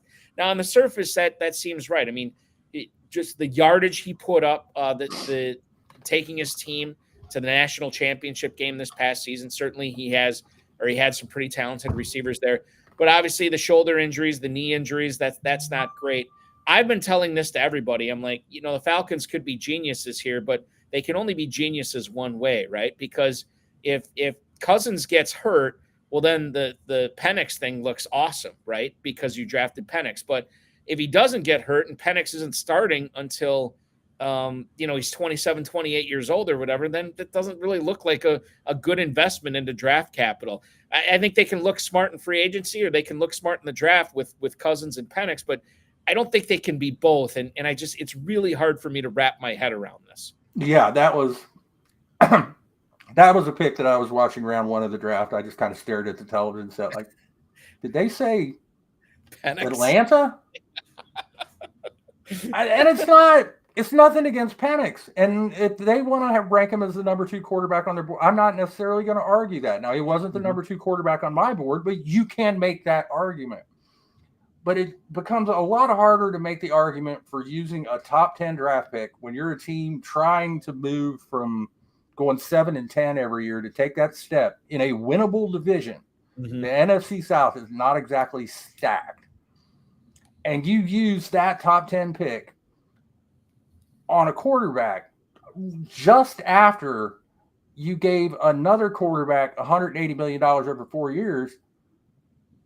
It just doesn't make any sense. Yeah. And I, like you said, the only way that having Penix really makes sense for Atlanta is if Cousins' the Achilles recovery isn't going as well as they thought, which the Falcons should have known, and then you don't give him $180 million to begin with. Or he gets hurt during the season. Otherwise, it's at least 2 years before the Falcons can even think about getting out from under Cousins' contract. Yeah. So, and you're left with a guy who's sitting on your I mean, it soured me quite a bit on Penix, even in Dynasty, because how many years is this guy just going to be sitting on my bench, sucking up a roster spot and not doing anything? Now, for 1 year, you can stash him on a taxi squad or whatever, but then you're going to have to do something with him. And it was the most perplexing pick of the entire 2024 draft, hands down, and I hated it for Penix from a fantasy perspective. Oh, totally. And that's the other thing too, from like Dynasty. I'm in a rookie draft right now where my only two quarterbacks, and this is only a start one quarterback league, but I have Kirk Cousins and I have Baker Mayfield. I waited and I waited and I waited and find this is a 7-round rookie draft. And in the middle of the 6th round, I'm finally like, you know what? I'm going to take Penix here. One, because pretty much everything else is dried up. And number two, if I get reports, or if we get reports on Cousins' Achilles not healing properly and maybe he's not ready to go, well, then I have a second quarterback. But outside of that scenario, Gary, I mean, especially in FFPC dynasty leagues where roster spots are at a premium, it is really, really tough to draft that guy going forward unless you're in the deepest of leagues and you can just stash him and let him marinate for 2 or 3 years. Because if things go according to plan for the Falcons, Cousins should be their quarterback for the next 3 years plus. So, well, it remains to be seen what happens there. It remains to be seen what we're going to be talking about in this last segment. I can tell you right now, we have not talked about Jonathon Brooks, Ray Davis. We'll get into Malachi Corley, some interesting stuff there out of New York. So we will get into the NFL Draft Day winners and losers with Gary Davenport from Bleacher Report. I'm Eric Balkman. You're watching the High Stakes Fantasy Football Show on the Better Sports Network. Is Dynasty. And the place to play is myffpc.com. Go to myffpc, use promo code COOP. They'll give you $25 when you deposit $35 or more. Now is the time to get in there and get set up with a startup draft. Now is the time, now that the rookies and everyone are set, because you can go in and you can start the draft and, you know, you draft your Justin Jeffersons and Jamar Chases. And now that we know where the rookies are and where they're landing, you know, you get going on that. So you want to try and set a startup draft for this week coming up if you're not involved yet. So go get involved. Use the QR code here or use the promo code that's in the link in the description here and get yourself going on Dynasty so you can really enjoy these players and draft the players you believe in. If you like Michael Penix Jr., you got to play Dynasty because you got to wait for him, but the payoff is big.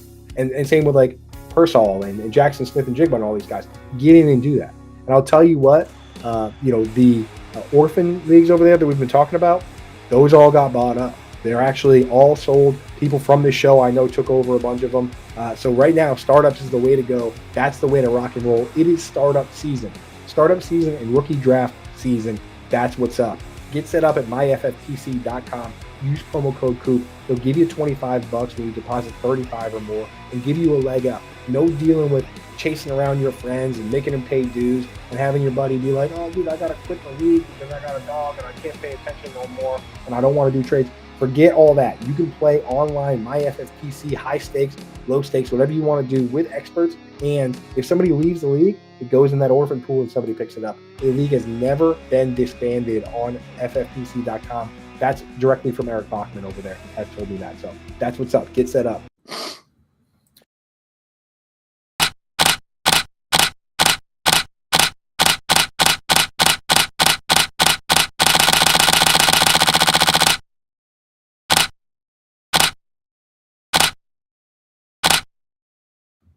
23 minutes until the top of the hour. We are taking you all the way up to 9 o'clock p.m. Eastern time. I'm Eric Balkman from the FFPC, the HSFF Hour, and of course the Road of his High Stakes Lowdown at IDP Sharks, a.k.a. Gary Davenport from Bleacher Report, joining me tonight. Touched on a lot of players tonight. We touched on a lot of rookies. Let's touch on a few more. And the first one I want to talk about is the guy who went to Carolina, not Dallas, as Jerry Jones was hoping for, perhaps, but Jonathon Brooks ends up in Carolina. Gary, I think the first thing that comes to mind when I talk about Brooks as far as redraft, how much does that ACL tear in November last year scare you off of him for redraft leagues, knowing that right now Brooks is being drafted as the 26th running back off the board at the 806. That's Najee Harris, Jalen Warren, Raheem Mostert territory.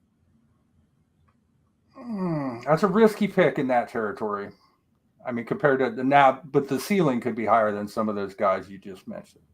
Although I don't understand why people have to keep disrespecting my guy, Raheem Mostert. But well, okay. Well, before we get into Brooks, let's talk about Mostert real quick. Because I don't have Jalen right on the rundown. But you have A-Chain, You have Jalen Wright there, and Mostert now still being drafted as running back 27 at the A10. Why is he your guy, and why is he a guy that you want to be in business with at that point? He's going to keep getting his. I mean, as a high-end RB3, how many touchdowns did he have last year? Mike McDaniel trusts him. And I know Mostert is, 31, 32, but he's not really 31, 32. I mean, for so much of his career, he doesn't have that much wear and tear on his tire. I mean, I think we saw last year, he can still pick him up and put him down pretty well. So he's been a guy that for several years I thought was undervalued. And last year he finally kind of blew up and proved me right. So thank you for eventually doing that. With Brooks, it's going to be a lot easier to make that call as we move farther into the summer and we get more news on the ACL and how his recovery's coming. You figure November to the beginning of August would be, 9 months and change. It's not unheard of for a player to recover from an ACL in that amount of time. And I mean, in the 15 years that I've been playing fantasy football, 15, 20, something like that, long time, just in that time frame, the medical technology has advanced so much that these guys are recovering so much quicker. I mean, you got guys tearing Achilles tendons talking about coming back the same year. And in Cam Akers' case, he really, it was in the postseason, but he did come back that same season that he tore his Achilles. I mean, if Brooks is anywhere close to 100% for week one, then he could be a bargain at RB26. Because, the only thing standing between him and lead back duties is Chuba Hubbard. And Chuba's okay, but he's just not a lead. He's not an every week lead back. He's just not. Hubbard's a great guy to have on your roster to complement your number one running back, to, start a couple games if and when your running back gets a little dinged up. But he's not a guy you want to roll out there every week. Whereas Brooks, I think, absolutely has the skill set to be that 3-down guy who could be, a top 15 fantasy running back if things fall the right way. So, if you like the risk, if you like rolling them bones, right, then RB26 isn't a bad spot to get in. Now he could wind up RB46 because he only plays half the season, or he could wind up, RB13 because he's out there in week one and shows the kind of ability that we saw him show at Texas. Granted, he only started 1 year at Texas, but that Bijan Robinson guy he sat behind was supposedly pretty good. And Roschon Johnson too. Yeah. There's a lot of talented running backs that were there. Jonathan Brooks, obviously the ACL tear. Permar99 said Dave Canales, the new head coach for Carolina, who was the OC in Tampa last year, where we saw Rachaad White get a ton of action. He thinks Brooks is going to be getting volume at some point. Gary, do we read anything into the fact that the Panthers draft Jonathan Brooks, and now we found out, was it yesterday or today, that they're signing Rashad Penny, and obviously Blackshear, Miles Sanders, Tariq Cohen. I know they signed towards the end of last year as well. There are a ton of running backs there. The Penny thing I think is interesting because it came after the Brooks draft pick. Am I reading too much into this? It may be that they're hedging their bet a little bit. It may be that they're just adding camp bodies because they don't want to push him that much. It's a valid point. I wish you hadn't brought up Miles Sanders because I'm still a little surly about that. Yeah, no, you and me both. Yeah, listen. I totally fell for that last year, completely. Yeah, it was one of those things where I don't know what it was. I think it was the perfect meld of I've seen enough from him and he was going late enough that I'm like, okay, I can get on board with this guy. And then all of a sudden 1 league turned into 3 leagues, turned into like 6 leagues. And I'm like, okay, cannot do it again. MarShawn Lloyd was a 3rd-round pick by the Green Bay Packers this year. This is after the Packers they cut Aaron Jones. He signs with the Vikings. They went out and signed Josh Jacobs in free agency. I listened to Adam Stenavich, the offensive coordinator, and Matt LaFleur, the head coach of Green Bay, talk about Lloyd, and they seem very excited about his speed. I read an article. I can't remember if it was on CBS or The Athletic, but it was talking with some unnamed executive scouts and front office people with various NFC teams. And they said that one of them said regarding Lloyd that he didn't think they used him all that great at USC because Lincoln Riley loves to funnel everything through the quarterback there. And why wouldn't he? He had the Heisman winning quarterback with Caleb Williams 2 years ago. But MarShawn Lloyd, running back 47 at the 12-11, I'm out on A.J. Dillon. I've been out on A.J. Dillon for years. I'm very intrigued by MarShawn Lloyd, especially for best ball, as being a spike week guy that I only have to pay a late 12th or early 13th round pick for. Right. And we've seen the Packers show some propensity for being able to support 2 fantasy relevant running backs. Now, granted, one of them is usually a lot more consistent, and with Dillon, it was more up and down. But like you said, as a spike week guy, yeah, I'll roll it. And in best ball, that's what you want late in drafts, is to get spike week guys that hopefully won't be in your starting lineup most weeks. But, when week 11, when, Jacobs has a ouchie ankle or whatever, and he carries the ball 22 times for $130 and 2 scores, there's your spike. So, yeah, I don't mind that. Again, when you're drafting late, go upside, go ceiling, don't be afraid to risk. Don't spend a 15th round pick on some low ceiling, high floor veteran guy who really you don't ever want to see in your best ball lineup.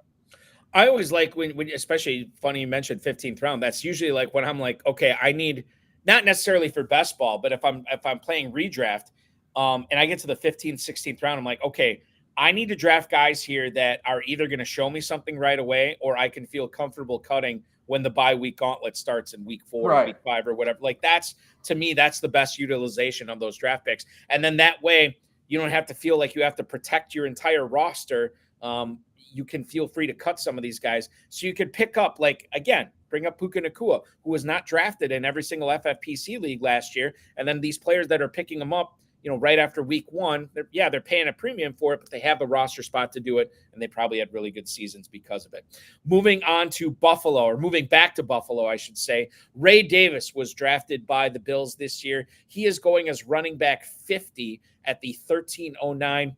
I did read a report today, it might have been on Bleacher Report, actually, Gary, about Davis potentially vulturing some scores from James Cook. How do you think the Davis draft pick affects James Cook, who is going really high in FFPC, in the FFPC best ball tournament? James Cook is currently going at running back. I just had it here. I apologize. I thought I had it.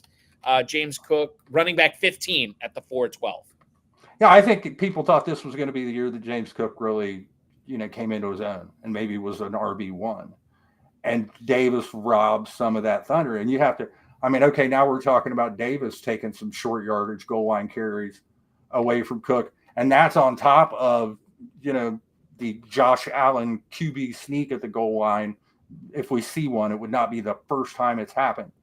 So, I'm not freaking out about Cook, but it is a little concerning. And yeah, it knocks Cook down into that RB 15 to RB 18 range. Although as we keep rattling off these guys that are going in that RB2 range, man, them guys that are going from RB 13 to RB 21 or 22, there's a lot of talk yourself into getting excited about them. Well, and I think too, as we move closer to July and August and September, this is the area where you could see the most fluctuation of where these players are going to go.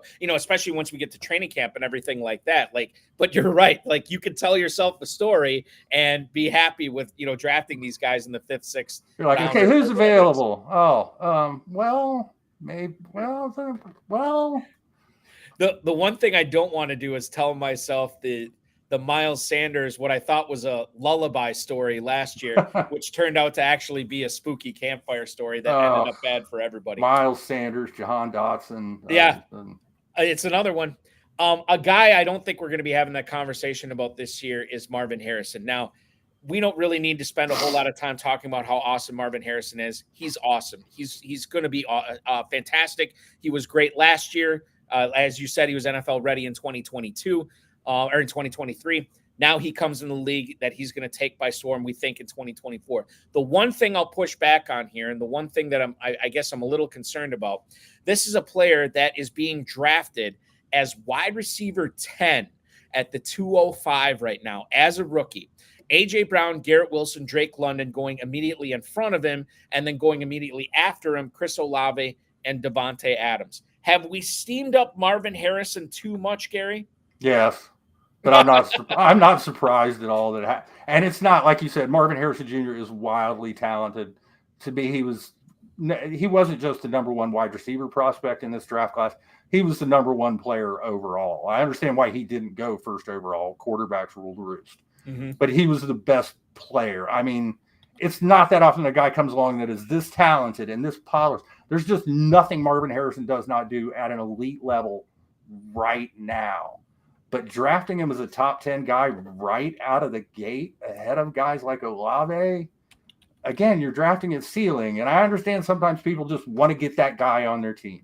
And if you really just want Marvin Harrison on your fantasy team and you're willing to pay that price, go for it. I mean, it's your team. The only one who has to live with the players you pick is you.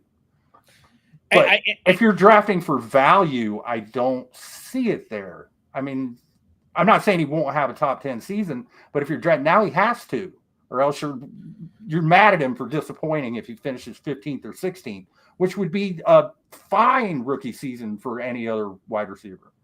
The other thing that concerns me there too is while he's going to rule the roost at wideout, Trey McBride caught a ton of passes last year too, and I think that I wouldn't say it's concerning, but it's something that you have to think about. Okay, am I really going to soak this much draft capital into this rookie where there's already an established relationship between the quarterback and the tight end there? It might scare me off him. Maybe he dips a little bit. I don't know. Marvin Harrison's going to be fascinating to watch. We need the draft season. We need to get some more reports leaked about how he's kind of surly.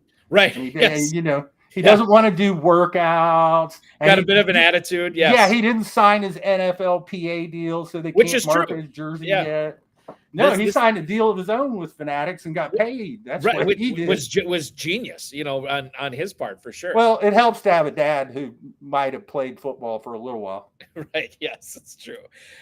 Let's talk about Malachi Corley here. Malachi Corley, as I was doing this show leading up to the NFL draft, and in my other shows too, I'd ask some of these dynasty players in the FFPC, who's a rookie you're excited about drafting. And I wouldn't say it was all the time, but I heard Malachi Corley's name come up over and over again. Jeremy Fowler from ESPN reported that Joe Douglas, who's the Jets GM, and Robert Saleh were, quote, elated to get Malachi Corley in the draft. Aaron Rodgers says he's excited to work with Corley. The Jets thought about taking him as high as 40. They end up drafting him at 65. He was compared by some to Deebo Samuel prior to the NFL draft. Caught a ton of screens for the Hilltoppers at Western Kentucky. In his last two seasons there, 180 receptions, 22 touchdowns. He ran 80% of his routes from the slot. Now, Saleh says Corley's still a little bit raw, but the Jets have opportunities in that offense. If you look at the FFPC Best Ball Tournament ADP, you can get Corley again at the 1601, wide receiver 72. Would you consider this landing spot for the Jets a draft day winning spot for Malachi Corley, Gary?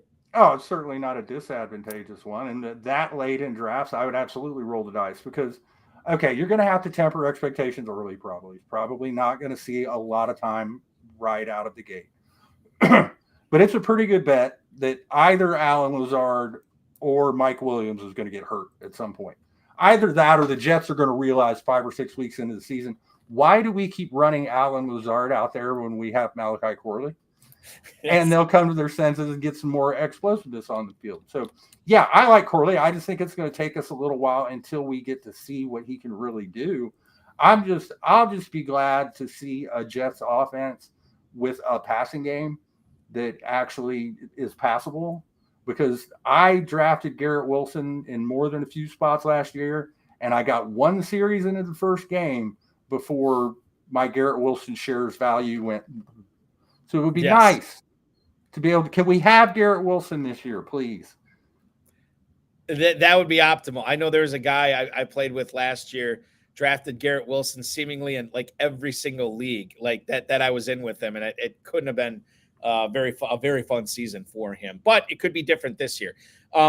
The FFPC, as I mentioned, tight end premium scoring. Let's tackle a couple of tight ends here before we sign off at the top of the hour. Ben Sinnott was the number 53 overall pick in the draft, a 6'4", 250-pound walk-on at Kansas State. He redshirted in 2020, played a little H-back, some fullback and tight end as well in his second season. And then not this past year, but the year before, 31 catches, 447 yards, and 4 touchdowns. And then this past year, 6 touchdowns, 49 catches, just under 700 yards. Not the most explosive guy in the world. We can deal with that for tight ends. He's not the most polished route runner. Again, he's a rookie tight end. We can deal with it. He can block, 4.68 40, 9.72 relative athletic score, and he ends up in Washington with Jaden Daniels, with Terry McLaurin, Jahan Dotson still there as well. To me, this is another draft day winner for Ben Sinnott. Again, maybe you're not looking at him in 2024 for production immediately, but 2025 and down the road, he's got a stranglehold on, who the Commanders want their starting tight end to be, and he's got a pretty good quarterback throwing it to him. Yeah, and it's going to be interesting to see what kind of role the Commanders have in mind for him, given that time that he spent at H-back. I think he's a guy that we can see move around the formation a little bit. And, right now the starting tight end for the Commanders is Zack, who is, 33 years old. Yeah. And I think has missed as many. I think he's played in 17 games the last 2 years, so he's missed 17 games in the past 2 years.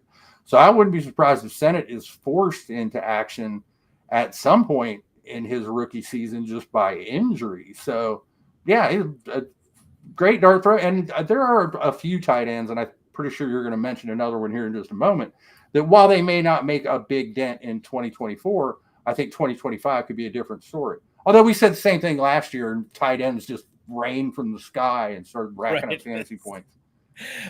Sinnott is actually going in the best ball tournament with the FFPC right now at tight end 22. He's in the 14th round again because of the tight end premium. There are a couple of other Brock Bowers we already talked about. There's a couple of other tight ends that are being drafted. Again, super late here. Jared Wiley from Kansas City, Theo Johnson. I'm just talking about the rookies here. Theo Johnson from New York, and then Cade Stover in Houston. But the other guy that's being drafted ahead of them and is sort of the tight end 3 for redraft, at least for this year's class, was Jatavian Sanders. He's tight end 30 at the 1701. Now, I knew before the draft, some people were saying Sanders was the second best tight end in the draft. He doesn't get drafted like that. I think he was a late 3rd or early 4th round pick. One or the other. I don't know which one it was. Right. But this guy was a 5-star recruit coming out of high school for Texas, and they didn't know if they're going to play him at tight end or defensive end. He ended up being a tight end, but played a lot of special teams to start off his career. No surprise there. 54 grabs, 614 yards, and 5 touchdowns 2 years ago. And then this past season, obviously because of Mitchell and Worthy, he caught 9 fewer passes. His touchdowns went down by 3. His yards per catch actually went up as well. He's got good long speed, 4.69 40. His relative athletic score is only a 5.65, which isn't great because he had a bad vertical and he only got 8 reps on the bench. But Sanders, again, goes to a situation where I think he's a draft day winner. There's not a lot of established pass catchers in Carolina. Sanders could be that guy down the road. Again, you kind of got to let him to marinate on your FFPC Dynasty League this year, Gary. But this is another guy that maybe are wheels up in 2025. Yeah, I like the spot. He was my number 2 tight end in the draft class. Like you said, it's going to take a while. It's going to take a little bit of patience.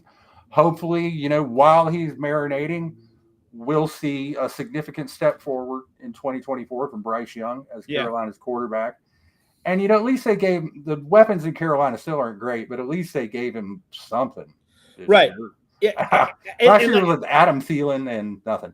Yeah. And I know they drafted Mingo, and maybe Mingo develops into some complementary piece there or something. But, you look at what they did this year. Sanders at tight end, Brooks at running back, Xavier Legette. I think they're taking a page out of the Houston Texans playbook and maybe the Chicago Bears this year as well. It's like, if you have this young quarterback that you believe in, you got to kind of give him players around him that can help him become the best version of himself. Right. Now, to your point, I'm not necessarily thrilled with any of these guys. I think Brooks is going to be all right. We'll see with Leggett. Sanders is kind of whatever, but at least they're trying, Gary. They're very trying. Yeah, and that's the thing. I was surprised by it last year that the Panthers went out there. They trade all this draft capital to move up to the number 1 pick because Bryce Young is the guy they want. That's the franchise quarterback that is going to lead the team for the next decade. And then they throw him to the Wolves with nothing. Mm-hmm. And it's just you're setting a quarterback up to fail. And in doing so, if that gets inside their head, you may not get it back out. So, I'm hopeful that Justin Fields will get a chance to restart his career at some point, if not this season, the next. But that's what we saw in Chicago with Justin Fields. I mean, it's hard as a quarterback to succeed if you don't have anyone to throw the ball to.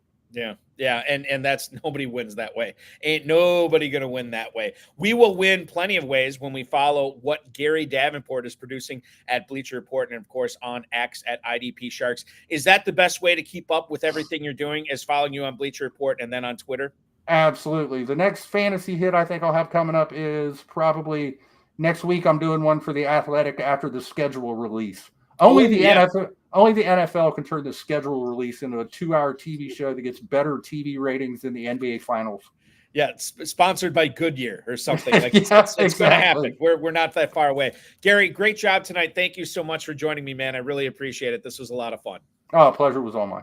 Absolutely. Thank you so much. Thanks to Gary Davenport, our producer, Matt Deutsch.